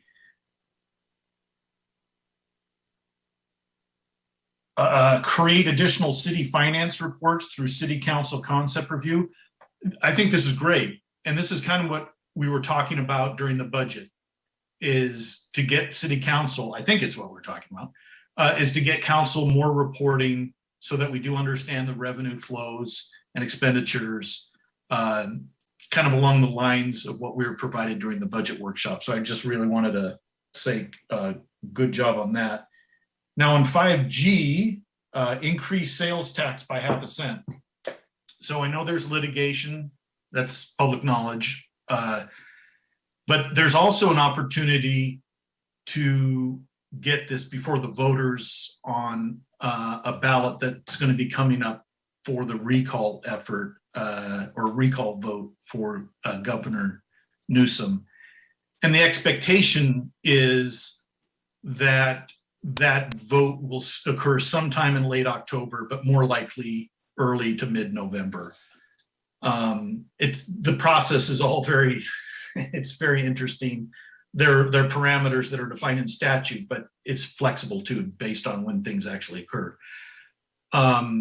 So if the litigation comes, if we don't feel like we're going to get an answer by the time that we would be required to put a measure on the ballot, it's my hope that staff will bring to council an opportunity to consider putting, you know, whatever you want to call it, the son of Measure L on the ballot in November, so we can get this just put to bed as soon as possible.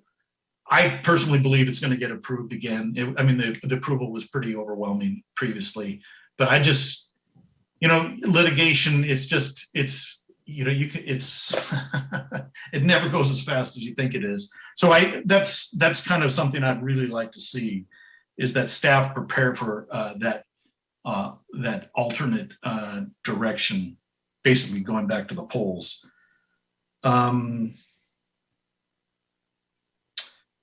Oh, and then finally, in 7, as an additional tactic, if I could, this is to facilitate local business recovery. I would like to see a outside dining / parklet ordinance get before the Planning Commission, the EDC, traffic safety, just move that ordinance along so that it's, you know, well prepared. There's been plenty of input through our various boards and commissions for us to consider, you know, next fall or next spring, actually, excuse me. So I guess jump-starting that ordinance, because there's going to want to, public are going to want to communicate on that. And that could be something that would be on our outreach portal as well. Those are my thoughts. Thank you.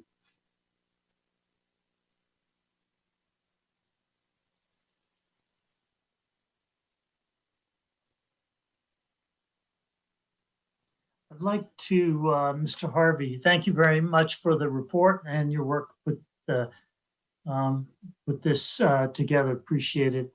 I want to jump on one of the last thing that Councilmember Coletti made. When we did talk about the emergency and urgency and the normal ordinance for parklets, we did talk about, you know, staff launching an effort to look at a long-term, I use the word holistic because we've been banting it about as far as parklets and regulations. So I'd recommend we put that specifically in here on one of the tactics on number 7. And I don't know whether it's part of one of those existing ones.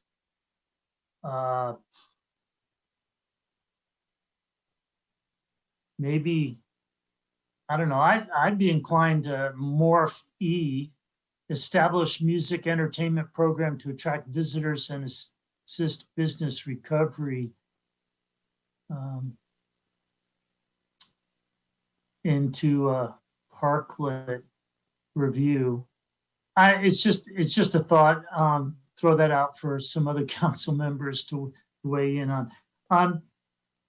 I had turning to another view, I had some concerns about how much did staff buy into this. I mean, this has been, as far as I know, 95+% council driven. I know you've mentioned that staff and department heads for sure have reviewed that. How confident are you that these goals are achievable by next year? I'll talk about the elephant in the room.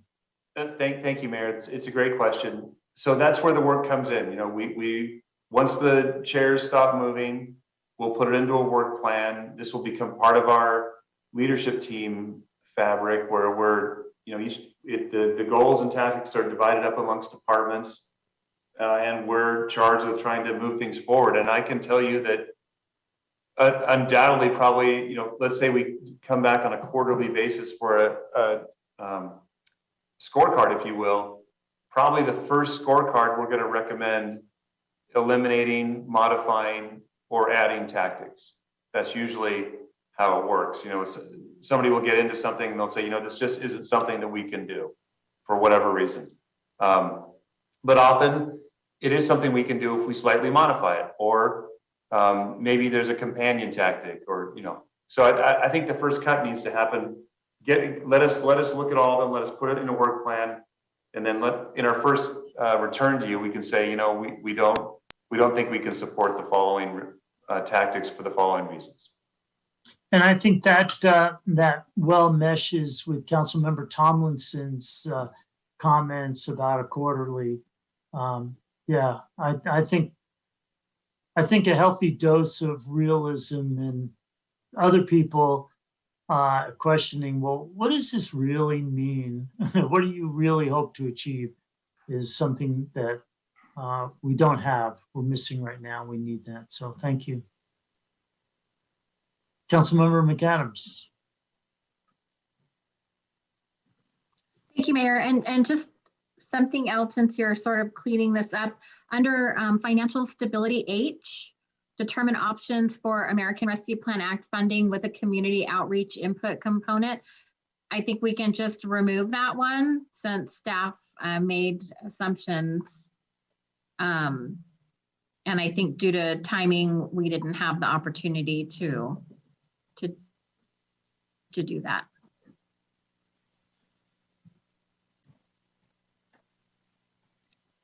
Yes, 5H.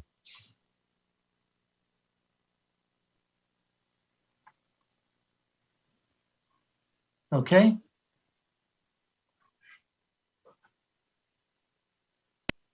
Councilmember Smith.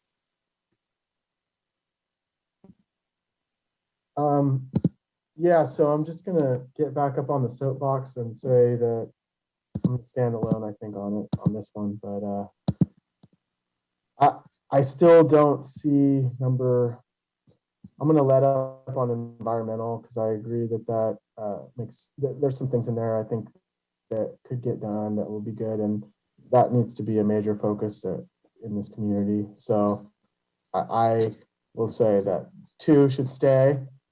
3, I don't see. I think that a lot of those could be folded into other things, or they're done in the orderly course of business. I mean, considering commissioning that's really not direction. So that one, I think we should work on a stormwater master plan or whatever, but that probably could go under environmental. The pavement management program, we've been, for the last 5 years, been working on getting our better index, and I don't think that we're going to let up on that. City signage, that's orderly business. Point Pinos Trail is an ongoing project. I mean, I'm just saying, I just think if we're going to start knocking them out as we go, you know, we might want to acknowledge ones that are either already completed, or perhaps we could put our energy elsewhere. It's not that I don't think we need to do things, it's that I think that we need to focus our energy, because I feel like sometimes we're putting our resources into things that we're not getting enough bounce out of it. So let's put our resources, it's getting late in the day here, but let's put our resources into the things that we really want to do and not just fill out a document. And let's shorten the document. Let's make it so that we can actually complete what's on the pages that we have. And I like 3, so maybe we can get it down to 3 pages. That'd be great. Councilmember Pedori. I know Councilmember Smith has brought that point up a few times. I will pretend that I did not hear it. So I thought, like, just from Councilmember McAdams had said, remove item, what was this, 5H.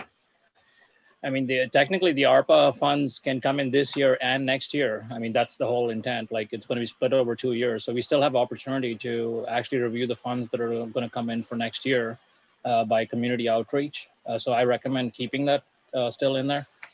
And to your earlier point, Mayor, around where would like downtown stuff go? 7F looks great. It's a long-term plan for best use or configuration of the downtown. I mean, technically you can roll in the parklets in there too. Thanks.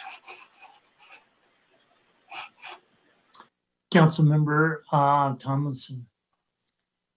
Yes, Mayor, I'll just add that I don't want to remove the community outreach for the art money because of the second tranche of money, because I think that it would be very great. And I do want staff to facilitate the community outreach for when we have that opportunity, which will still be during this year. So I'd like to keep that, and I can make a motion if we're ready, when we're ready.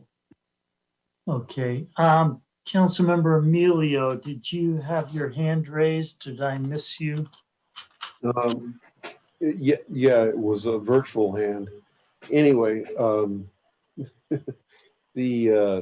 okay with the goals.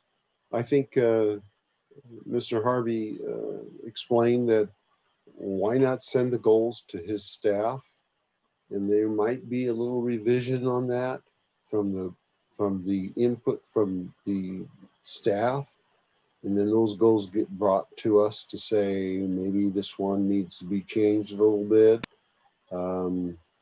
I think we need to get some input from the staff on these goals also once they see them. That was my comment. Councilmember Pedori, you still have your hand up. Yeah, I didn't lower my hand. Sorry. Thanks. Okay. Before I ask Councilmember Tomlinson, let's see, we'll need a motion. I'd endorse definitely Councilmember Emilio. I'll backtrack a little bit. I don't think we need to wait a quarter if staff has the time to review these goals as far as their ability to understand and accomplish. Do we have the resources to do it? And we find out that some of these goals we just flat out not going to be able to do, or they're not clear.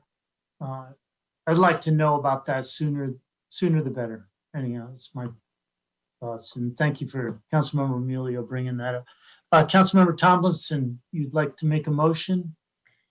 Yeah, I move that we adopt the city council goals and tactics for 2021-22 as presented, and with 2 additional tasks, which is to update the mission statement and have staff review the ability to apply a work plan to these goals and tactics. Second that motion. May we have Mr. Harvey? I'm sorry. Councilmember Thompson, through the mayor, sorry, did you say update the mission statement? Yeah, the task is for us to update the mission statement. For the council. I didn't put the us in it, but I guess Councilmember McAdams offered to lead it, and she could pick a person to work with, I suppose, and then bring it back. Is it an idea? My suggestion is we make a separate motion. Sorry, let's make it formal. We appoint a council subcommittee of whoever with that objective, and to come back in 2 months, say. Is that That all works. right? That's my suggestion. Do you want to frame that? In motion? Sure. So in this motion, I said that we would approve or adopt the council goals and tactics, and that we would come back with an updated mission statement, as well as staff's coming back with an updated work plan. I think that motion still stands on whether we all agree to do that, and then we can make a subsequent or another motion where we assign the subcommittee, if that's okay. And I think I heard a second. Councilmember Emilio, second. Yeah, I was second. Have a vote, please. Councilmember Tomlinson, Aye. Councilmember Emilio, Aye. Mayor Peak, Aye. Councilmembers Coletti, Aye. McAdams, Aye. Paduri, Aye. and Smith. Aye. Motion carries 7-0. Now, Councilmember McAdams, you've already volunteered yourself for a subcommittee to revise the mission statement. So we need to know whether you're going to have any help and when about the time frame. I would love to take Councilmember Tomlinson up on her offer to assist, and I think within 90 days or sooner. Thank you. Would you like to make a motion to that effect? Sure. I move that Councilmember Tomlinson and myself create a subcommittee to review and revise the mission statement and return to council no more than 90 days with revisions. I'll second that. May we have a vote, please? Thank you. Councilmember McAdams, Aye. Mayor Peak, Aye. Council members Emilio, Aye. Coletti, Sure. Paduri, Aye. Smith, Aye. and Tomlinson. Aye. Motion carries 7-0. Thank you. And Councilmember Coletti may be feeling left out, but since you're a subcommittee of two, you can also talk to him as well. Unofficially, of course. So moving on, I think we're at the former item 6A, resolution setting appropriations. This is the GAN appropriations limit. Mr. Harvey, is that correct? Yes, Mr. Mayor, and I see Ms. Pope has patiently been waiting to provide this item. Thank you, Ms. Pope. Welcome, Ms. Pope. Glad to see you. Good evening, Honorable Mayor, City Council, staff, and members of the public. My item tonight is the resolution setting the appropriations limit for fiscal year 21-22. I do not have a presentation prepared for tonight, but Article 13B of the California Constitution requires cities to adopt an annual appropriations limit based on population and economic growth factors as prescribed by state law. The appropriations limit is a limit on the amount of tax money that the state and local government can legally spend. The City of Pacific Grove's appropriations limit for 21-22 is approximately $42,600,000. The proposed tax proceeds subject to the limit is approximately $19,300,000, which shows that we are under the appropriations limit by approximately $23,300,000. That's my report for the evening, and I'd be happy to answer questions. Thank you. Do we have any public comment on this item? I do not see any hands raised, Mr. Mayor. Councilmember Pedori. Thank you, Mayor, and thank you, Ms. Pope, for patiently waiting for me. Should have got this much earlier. My question was, the city of Pacific Grove, in the table, it says appropriation subject to limit. Those figures which are there, property tax, for example, it says 6.3 million. How did you arrive at 6.3 million? Because property tax is forecasted for 8 million. So I didn't get that. So how did we get at those numbers? We are using the proposed numbers that are included in the budget. I would probably defer to Director Hannah for the answer to that question.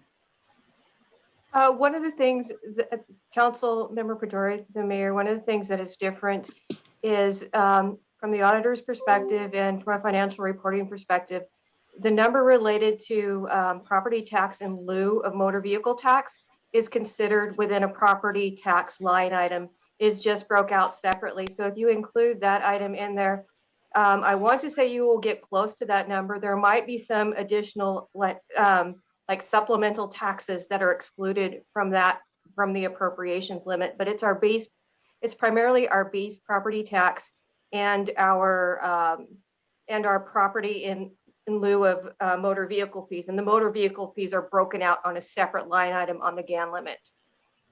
Okay, that explains it. Thank you. The other thing, just for my edification, say we meet, I mean, this is the appropriations limit. We're not supposed to exceed 19 million, but say we did exceed the property tax and motor vehicle in lieu fees radically, but we don't meet the other constraints and still be under 19.3 million. Is that still okay? It would look at the overall appropriation limit to ensure Okay. that we're taxing appropriately based on our price and population. It looks at both of those, the economic factors and population, which is increased. So it's mainly an economic driver to see that if we could be taxing at a higher amount than we need to be. Appreciate that. Thank you. And thank you, Ms. Pope, again. Councilmember Coletti. Does that mean I'm not going to get any money back on my property taxes, Miss Hannah? I suppose you could say so. Has the city ever exceeded the GAN limit and been required to remit money back to the citizenry? I know that's the states in that might be in that condition right now, but are you aware of the city ever having to remit money back to the taxpayers? I am not. Okay, thank you. Would you like to make a motion? Councilmember Smith. I will move approval, Your Honor. Second that. May we have a vote? Yes, sir. Councilmember Smith, Come back to me quick. Aye. Councilmember Peduri, Aye. Mayor Peak, Aye. Councilmembers Emilio, Aye. Coletti, Yes, aye. McAdams, Aye. and Tomlinson. Aye. Motion carries 7-0. Thank you. The next item on our agenda, 13A, Granicus Host Compliance Software. Councilmember McAdams. Thank you, Mayor. And Sandra, when you are ready, if you could pull up the presentation, that would be great.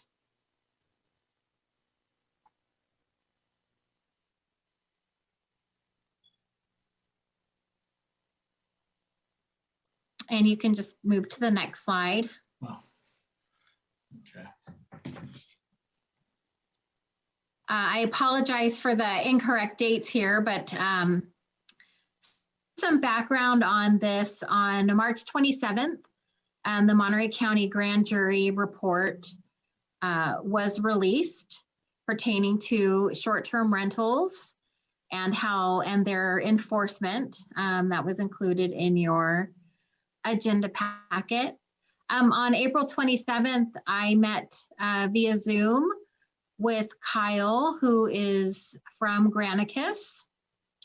And then this item was supposed to come. It was scheduled for the May 19th meeting, but it is June 2nd. And so I am here bringing this item to council. And the next slide, please.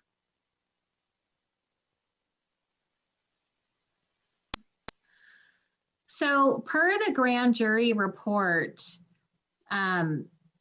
Pacific Grove is the only city on the Monterey Peninsula that does not use Granicus host compliance.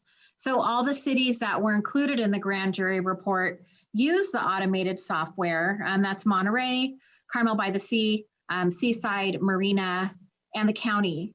And so really Pacific Grove is the only municipality that is not using this. Next slide.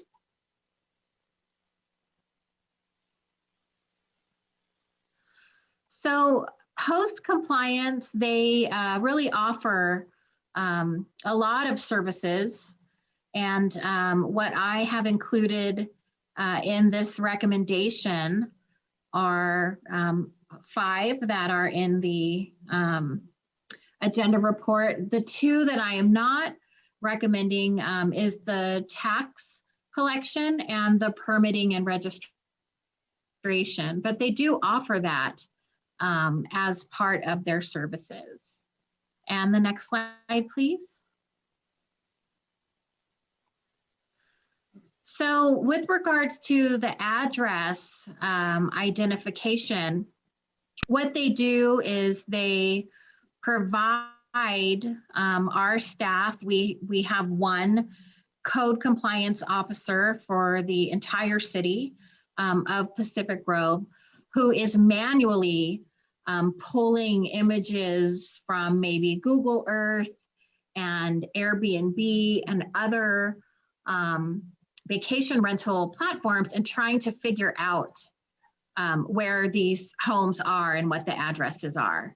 And so this automated software, this portion of it does this by itself and would provide the reporting to staff. And the next slide, please.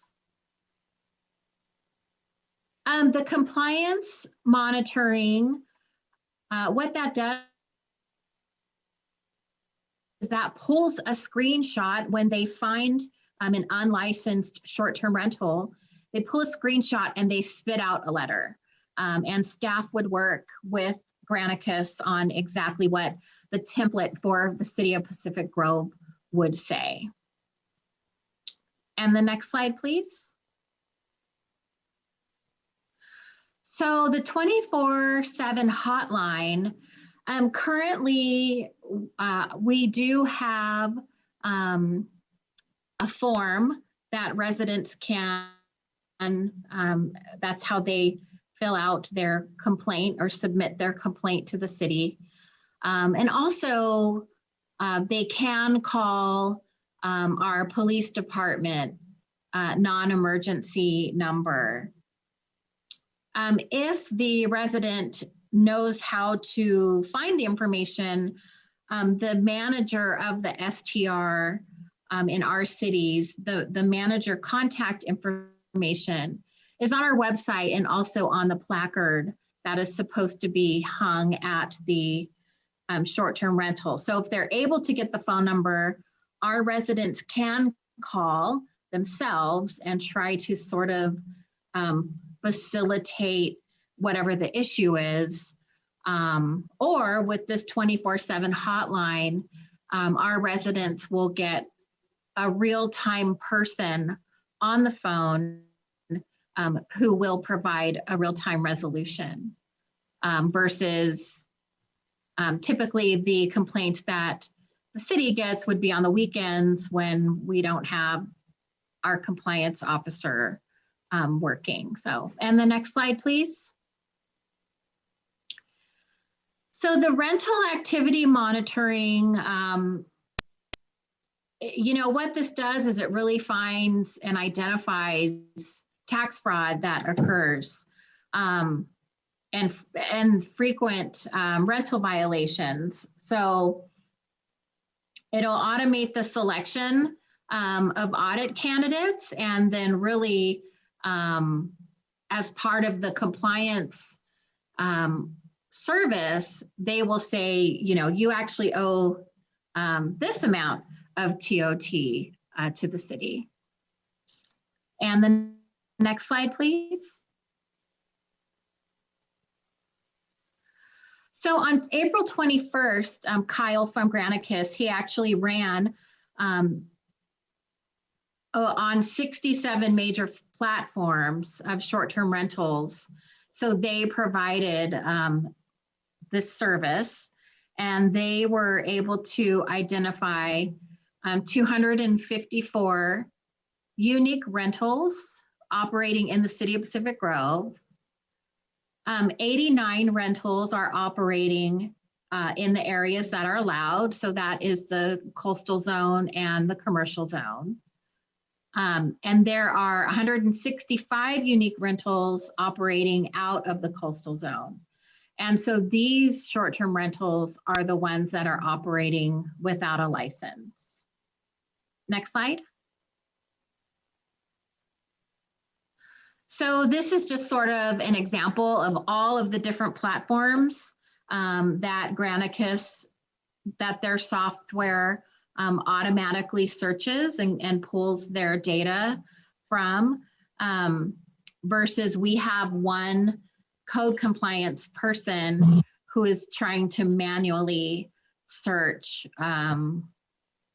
various websites. So obviously with Granicus, and the reason why so many cities use their service is it's just very efficient and really an effective tool to provide staff. Next slide, please. So here's just a snapshot of when they ran it on April 21st. So they identified 343 listings on the 67 various platforms and representing 254 unique rentals. As some short-term listings will have multiple, some short-term rentals will have multiple listings. And next slide, please. And so here in the Measure M area, they identified 208 listings, and that's representing 165 unique rental units. So those would be short-term rentals that are operating illegally within our city. And the next slide, please. So here is the pricing of the various services. And this is included in your agenda packet. So the address identification is $9,477. Compliance monitoring, $3,620. 24/7 hotline, $2,896.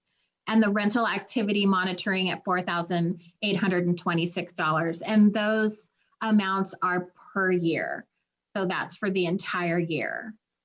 Next slide, please. Which comes to the recommendation that is before you this evening, which would be to authorize the city manager to enter into an agreement with Granicus in an amount not to exceed $21,000 for 1 year of services. And that would be for the 5 services: address identification, compliance monitoring, 24/7 hotline, and rental monitoring. And that's all I have. Thank you. Thank you, Sandra. Do we have any public comment on this item? Yes, we do, Mayor. Tom and Kim, you have the floor. Welcome. Hi, thank you. It's Tom Aikman. It looks like this is almost a no-brainer. If the numbers in this report are accurate, if we have 165 illegal short-term rental operations in the city, that's almost as many as we had before the voters overwhelmingly approved Measure M in 2018. And I understand the city's enforcement limits, and I understand that it is a problem and it's difficult to do. I get all that. But if we're not enforcing it any better than we did before the voters did an initiative to try to get this crap out of our neighborhoods, then I think it's just a no-brainer to hire this outside tracking firm that Monterey and Carmel uses, and it helps them. It may not be perfect, it helps them. If we can identify and find the prescribed amounts for just a couple of short-term rentals, illegal ones in the city, that's going to recover our enforcement costs. If we can find all 165 of them, then we're going to collect enough money to hire 2 or 3 more police officers in the city. That could be substantial. But we've gone years over this. It's time to get some outside help. It's time to crack down on this. If folks don't want to obey the law, then they should pay the penalty. Thank you. Thank you. Inga Lawrenson-Doimer, you have the floor. Welcome. Thank you. Well, as Tom Aikman said, this is a no-brainer. The reason Measure M came about is because there wasn't proper enforcement. It wasn't proper. I mean, that was one of the reasons.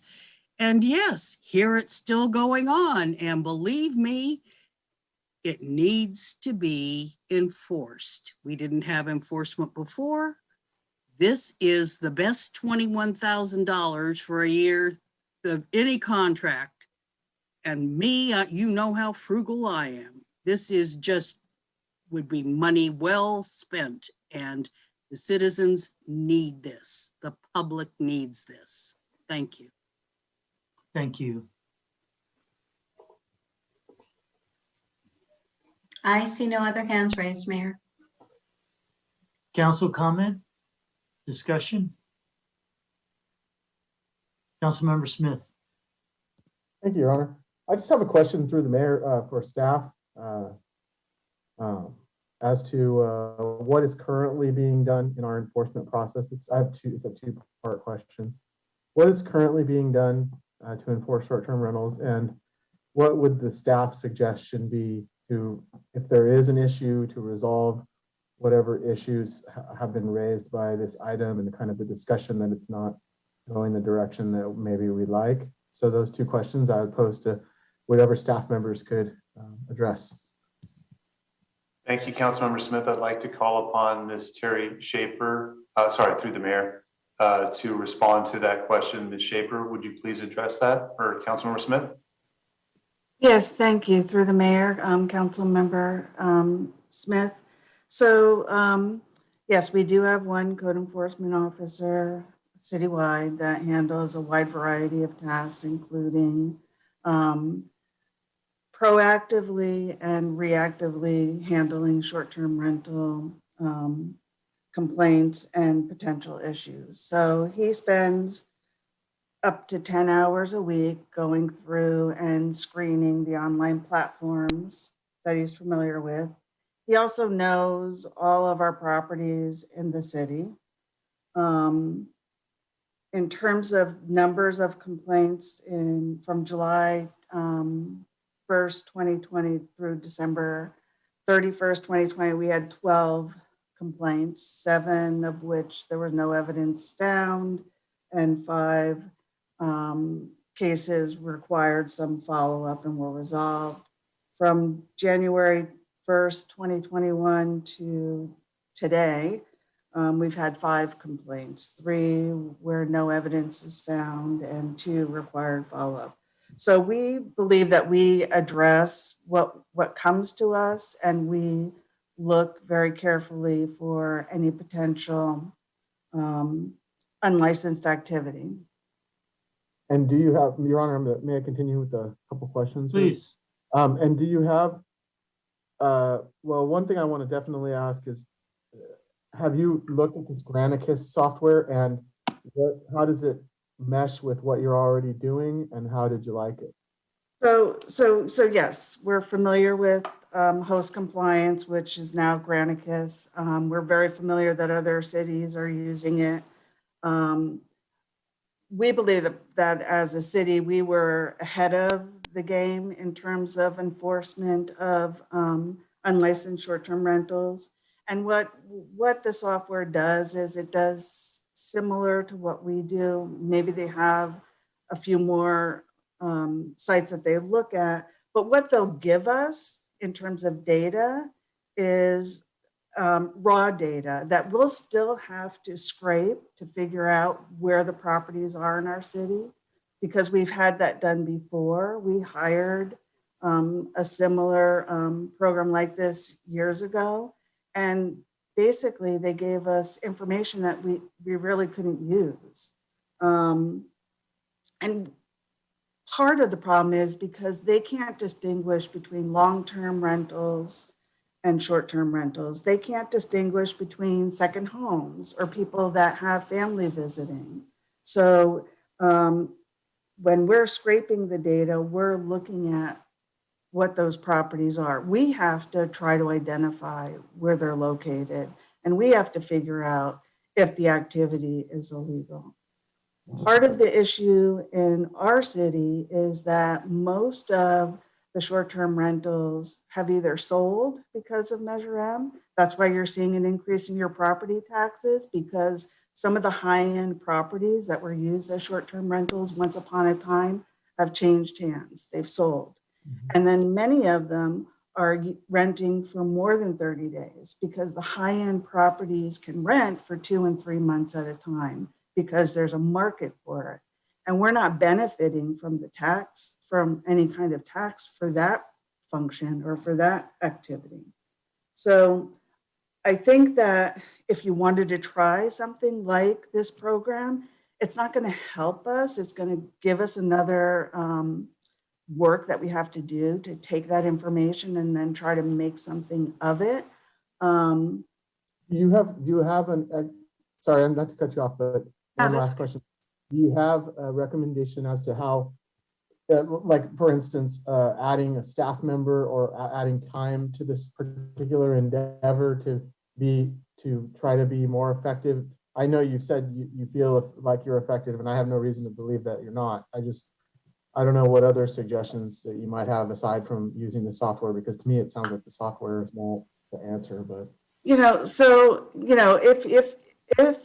if you think that a 24-hour hotline program will help, I mean, we use that for a while too, and pretty much they're not going to respond if the caller doesn't give them information. And most callers to a hotline program want to be anonymous. They don't want to tell the hotline person who they are or where they are or what the address is. They just want to complain about something. And so we weren't able to really utilize that kind of service either, but we could try it again and we can see if it reaps some kind of benefit to the city.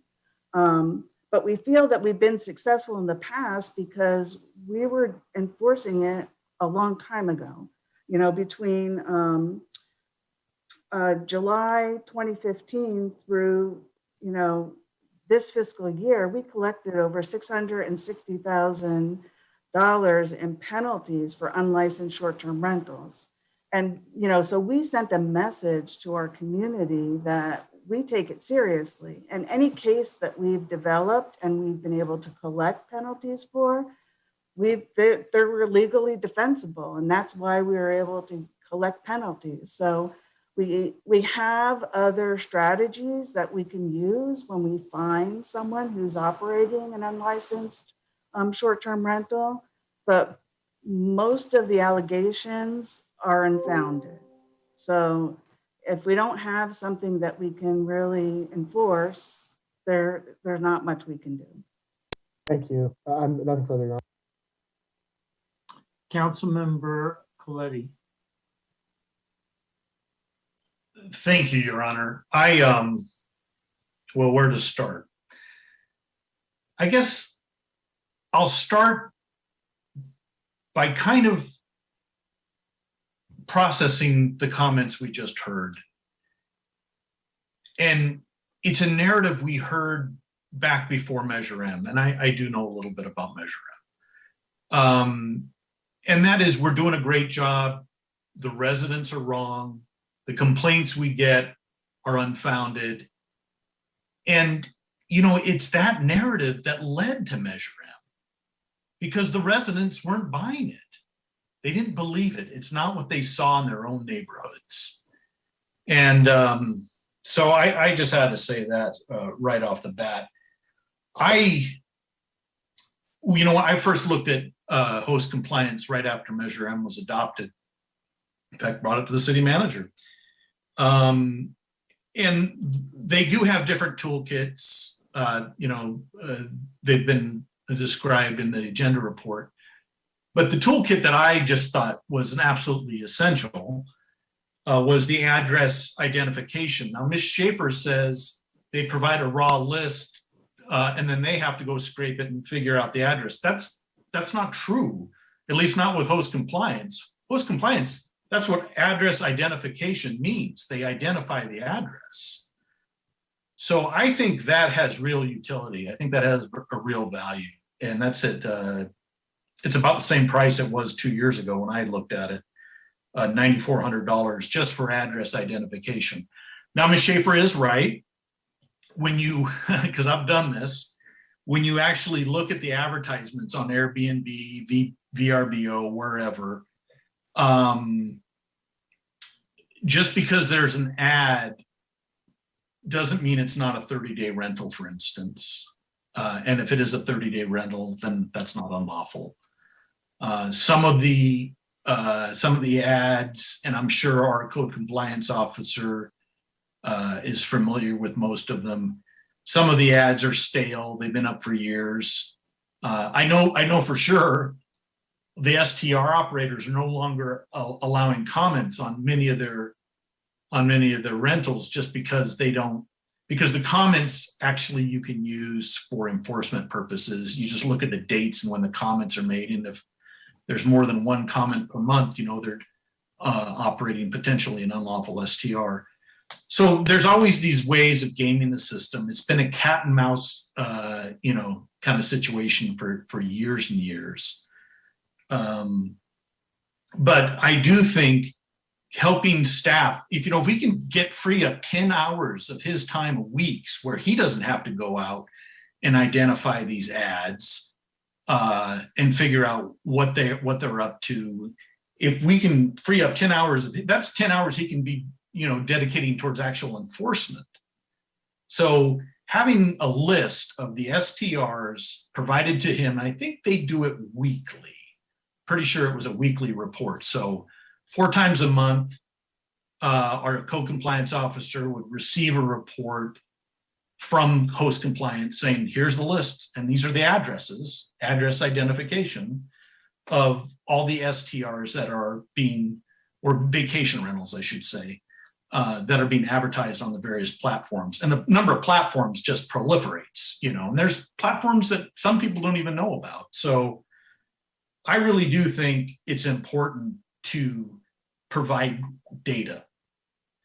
And then and then let our process work its way through. I mean, we do have and I have seen in the few cases where, an action is brought and it gets before, one of our administrative hearing officers, I've seen the penalties enforced, but there are a lot of complaints that are kind of being dismissed, in my opinion. And I think better data, more data will help the code compliance officer by freeing up his time to actually deal with enforcement. So when I hear the number of complaints is only 5 or 10 or 12, we heard that narrative during Measure M, and it's just, at any rate, I'd like to see us get this tool at the $9,400 price point. We owe this to our citizens. Measure M was overwhelmingly approved by the residents of the city. 58% said yes. We just can't walk away from that. We've got, and the city is the only jurisdiction on the entire peninsula that doesn't use host compliance. It doesn't tap into that resource to get that data.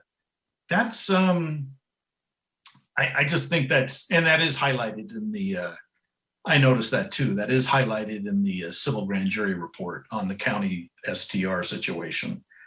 There's no reason we should do that. You know, one of the things that we recently noticed on the check register was the city just spent $23,000 for an online scraping service called Zen City that basically scrapes the internet for anything that deals with different search parameters for Pacific Grove.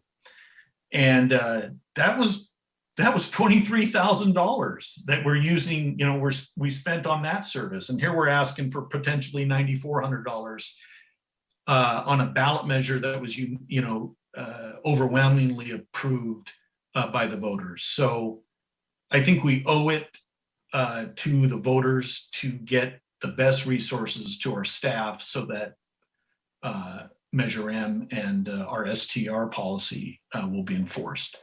So I support this. I don't know if we need all the bells and whistles, but we certainly need address identification. That's just where you start. And I would vote to approve that. Thank you. Councilmember Emilio. Thank you. Actually, Councilman, Mr. Smith already answered a lot of my questions, but I do have a question for Councilmember McAdams. Were you able to talk to any of the staff members about this program or what they're doing? I have a couple of questions, but that was one of them. Yes, I'm aware of what staff does and that we manually search through the internet. I mean, nothing has changed from the short-term rental code enforcement. It's always been manual. Yeah, but I mean, were you able to talk to like Ms. Schaefer or anybody about the program? Yeah, Councilmember Emilio, I think the question was already answered. Okay, then I have something else. Ms. Schaefer, I appreciate the information you provided and what your staff is doing right now. That's it. Councilmember Pedori. Thank you, Mayor. Seems like we have software for everything these days. I have a couple of questions. Councilmember McAdams, so there was a quote, $21,000. You listed something on the slides. Is that a negotiated price? No, all of their services are fixed price and it's based off of the city's population. Okay, got it. And this is just my edification only, but I would like to call upon the city attorney. I have a question just in general.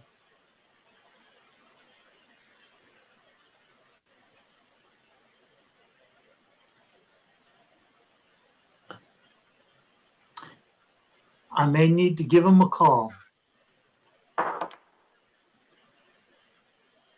I'll call him, Mayor. Thank you. Yeah, and that's on a parallel subject. So I did look at the Monterey County Civil Grand Jury report, and I would like to mention that the report does not actually call out Pacific Grove to say that they're not using the software. It just says these cities are using the software. It does not specifically call out Pacific Grove in any manner. In addition, that report actually has a lot of information in here. It says that in discussions with Code and Compliance Division personnel, it is apparent that there is simply insufficient staff to enforce vacation rental zoning ordinances proactively.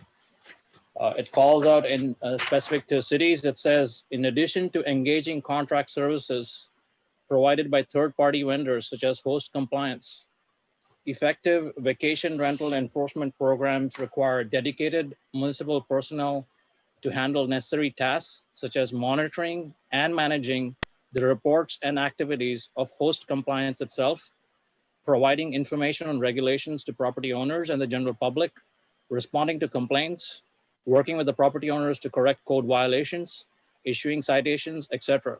So all of these are actually mentioned in the report itself, which basically leads me to believe that whatever Ms. Schaefer was saying is this software is not the end-all solution for anything.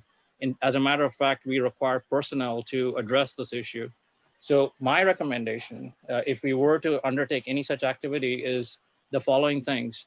A recommendation from the city staff that they require such kind of a software to begin with. If they do want such kind of a software, I would like the cost breakdown of the entire effort, as it looks like there are a cascading set of procedures and practices. And finally, I would want the city to actually bid this out. I do not favor any kind of agreement where we're directly talking to a vendor and bringing it to the council. I would rather have this RFP out, have a bid, get the best quality product for the city, and then take it forward. Thank you.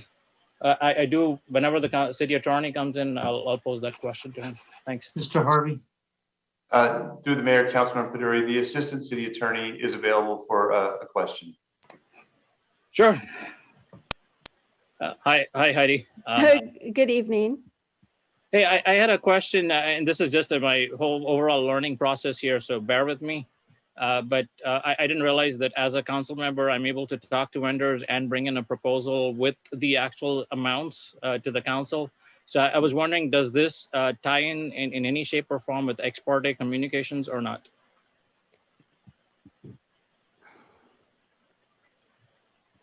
I think ex parte communications usually addresses a communication with a third party when one council member has more information than the other council members. And it's typically in the context of an adjudicatory proceeding. So this is really not, this is more of a purchasing issue rather than a quasi judicial matter. So in other words, I can talk to businesses and bring items like this to the council. So that's okay. That doesn't fall under ex parte then. No, it does not. Am I saying it right?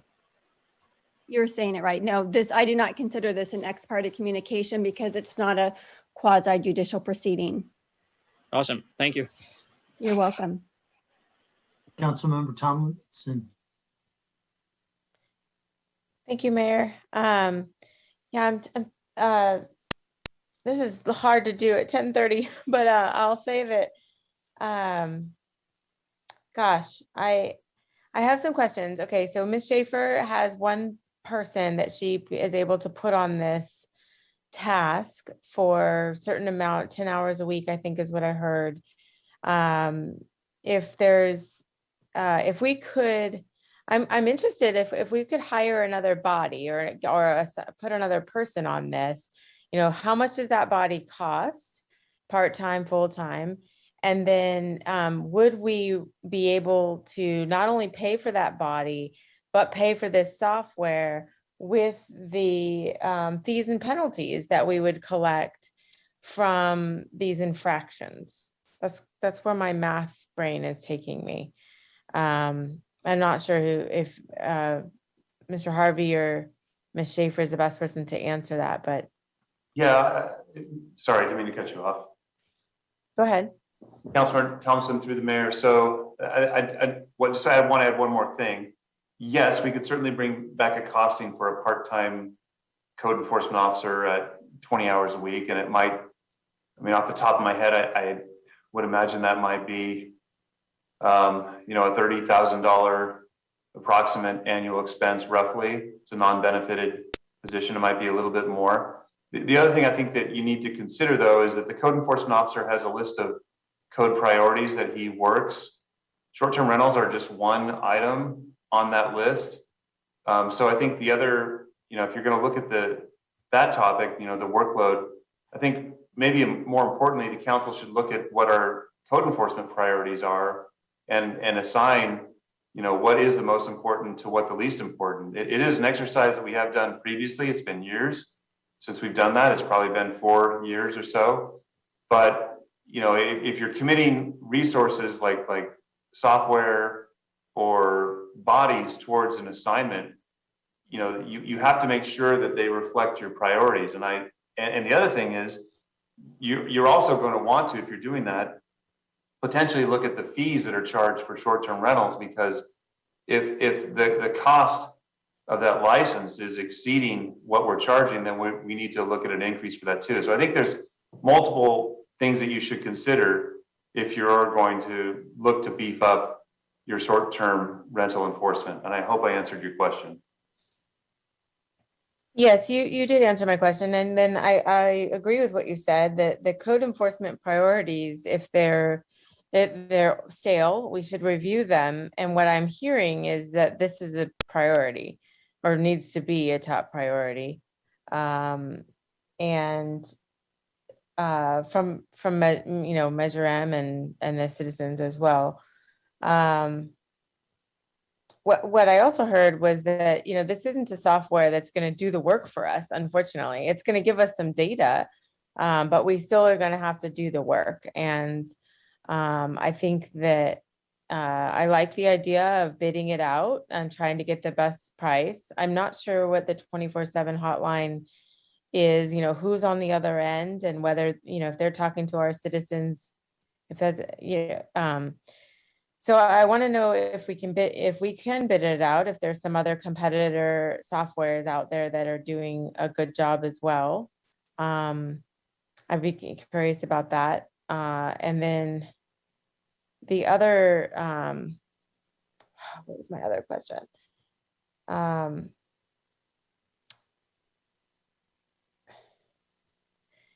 I had this question about if there's 254 unique rentals that report ran on the 21st showed up.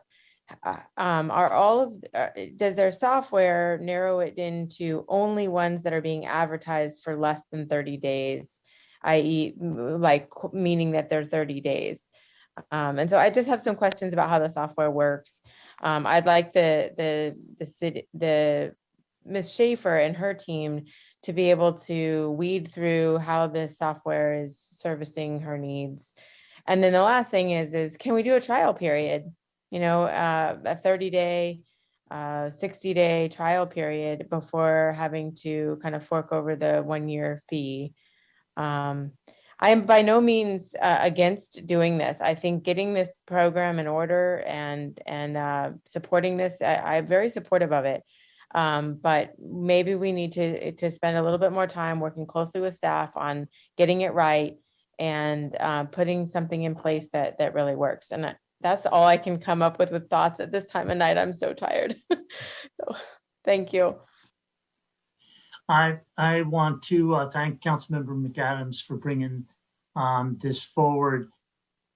I think, one of the difficulties I have is that we're dealing with potentially two sets of squishy numbers. And, how big is this problem? And can we believe the Granicus survey is absolutely dead on, that they've identified, all these illegal STRs? And I think we can probably agree, we don't know the accuracy of that. But then on the other hand, then if there's only 5 complaints, well, does that tell us what the size of the issue is? No, I think we can all agree that's not an accurate description of the size of the issue. So that's fundamentally, that drives 2 different points of view. But what I heard is that we've got quarter time, our code compliance officer is searching the internet, and a quarter time of one person. I think we could use software to help make that more efficient. If not, eliminate a lot of that 10 hours of searching and spit out a list of addresses. I like the idea of the address identification and skipping the hotline, for example. if this software can make our staff more effective, I can't imagine personally sitting down, surfing the net for any length of time, just looking for illegal short-term rentals. That seems to be an arduous task. And these companies have algorithms to do that. So I like the idea about a trial period and seeing what we get out of it. See if it does really help our staff. And I understand the staff's position that this software isn't going to go up and send a letter and tell them what their fine is. And there's a lot of legwork, not to be belittling, but a lot of work for staff to make this data useful. So I guess I'm in the middle of all this conversation, but I certainly support trying this out for identifying illegal properties and seeing if that can reduce a lot of staff time surfing the net. Who else would like to? Councilmember Coletti. Well, I'm prepared to make a motion, Your Honor, if there's no further comments. And by the way, the motion would be similar to what you've just mentioned, and that would be to direct staff to contact host compliance to perhaps look at the address identification package and see how they can integrate that into their workflow, the staff's workflow. Because like you've pointed out, if we got a full-time employee spending 10 hours a week looking at the internet, then that's automatically, people mentioned a no-brainer. It is kind of a no-brainer to get software to do that for him. So I would support directing staff to get in contact with host compliance and to pursue the address identification package and see how it can be integrated into their enforcement. One final thing regarding the number of complaints, a lot of people, and I get the emails, trust me, have given up on complaining or filing complaints with the city because of lack of action. And so I would like to see us get better data and then pursue the data. Thank you. Councilmember Tomlinson. Yeah, Mayor, I think I'd like to slightly maybe direct staff to figure out how to find the tools that they see are best with host, like with the similar type software, to help them be able to do this job better than it's currently going, I guess, and what kind of tools, whether they can get a trial period on this software and maybe another software. I just would like staff to have some time with this to come back and say, here's what we looked into and here's what we want. If that's already happened and I'm unaware of that, then I'm happy to go with what Councilmember Coletti said. But I don't know if staff has taken that on with knowing that the end game is they're going to put something in their toolbox to improve where they're at right now, which is the manual version of things. That sounds reasonable. Council, or can the city manager let me know if that's happened or not yet? Councilor Thompson, through the mayor, we have previously looked at this software, but I can tell you that we, of course, would be willing to revisit it and come back with a recommendation. We would welcome being involved in that manner and being able to have that opportunity as your staff. Okay, thank you. I mean, that would be a type of motion that I would like to support tonight. Councilmember Emilio.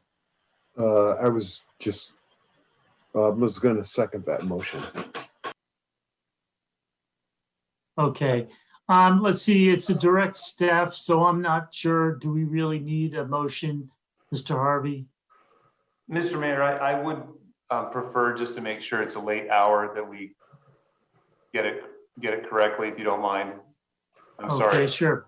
Thank you. Councilmember Tomlinson, your second shot at this, or third, Okay. please. I would like to direct staff to come back with a plan for what kind of tools they would like to put in their toolbox for addressing the business of monitoring short-term rentals in our city. And I second that.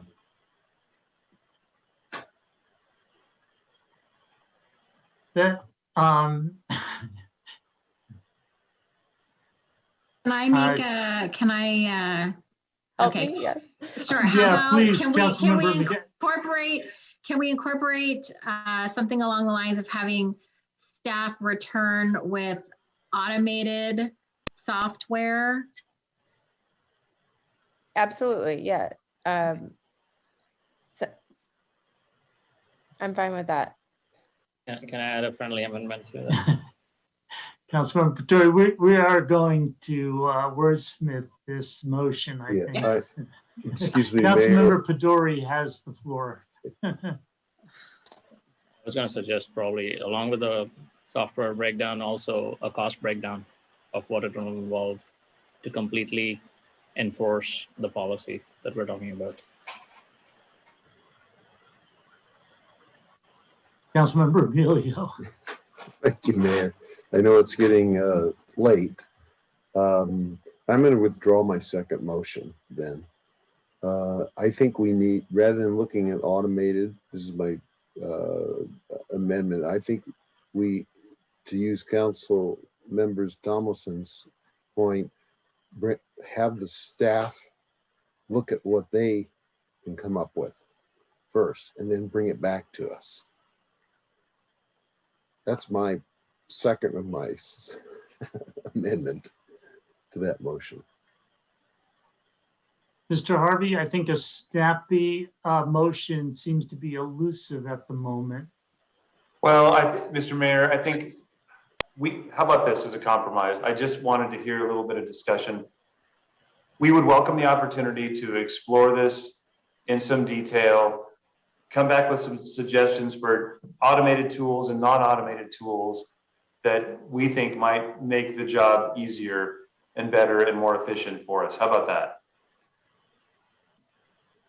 Can I see some head nods? It sounds like we're going to just continue this. The staff's going to take a look at it and we'll continue this dialogue. Well, sorry, Mr. Mayor, we can bring back an item based upon our findings if that's acceptable. Okay. And I'm trying to convince you that let's not make this a motion because we're having difficulty with the words. If that's okay. That's okay. I got enough of it. Thank you. And if I may, Mayor, I mean, this Please. is really over $10,000 for a year of software. So I mean, if you just look at the sort of like how much staff time is the city manager and Ms. Schaefer going to use to put this all together? I mean, ultimately, we're talking about $9,500. So I think we need to keep that in mind as well. It's a very low cost for 1 year. This isn't hundreds of thousands of dollars. It's $10,000. So I think we need to also keep that in mind when we're having staff put in a bunch of time and effort. Thank you. With that, asking for a motion. I move that we adjourn. We'll need a motion on, we have two other items on the agenda. So we need a motion on what to do with those two remaining items. Would you like to amend that motion? Your Honor, I'm going to second the motion to adjourn because those items will be taken care of by adjournment. I think they just go to the next regular agenda item meeting. Is that, that's a great question. Is that just assumed? Mr. Mayor, those are on the agenda. They will be carried over to the next meeting. Is that automatic if we adjourn halfway through the agenda? That's my everything gets understanding of our continued? protocols. Yes. All right. may we have a vote, please? Thank you very much. Councilmember Tomlinson, Aye. Councilmember Smith. Aye. Kaduri, Aye. McAdams, Aye. Coletti, Aye. Emilio, Aye. Mayor Peak. Aye. Motion carries 7-0 to adjourn. Thanks to the public, to staff, to council for participating in all your efforts tonight. Have a good night. Night, everybody. Meeting adjourned. Good night, everyone.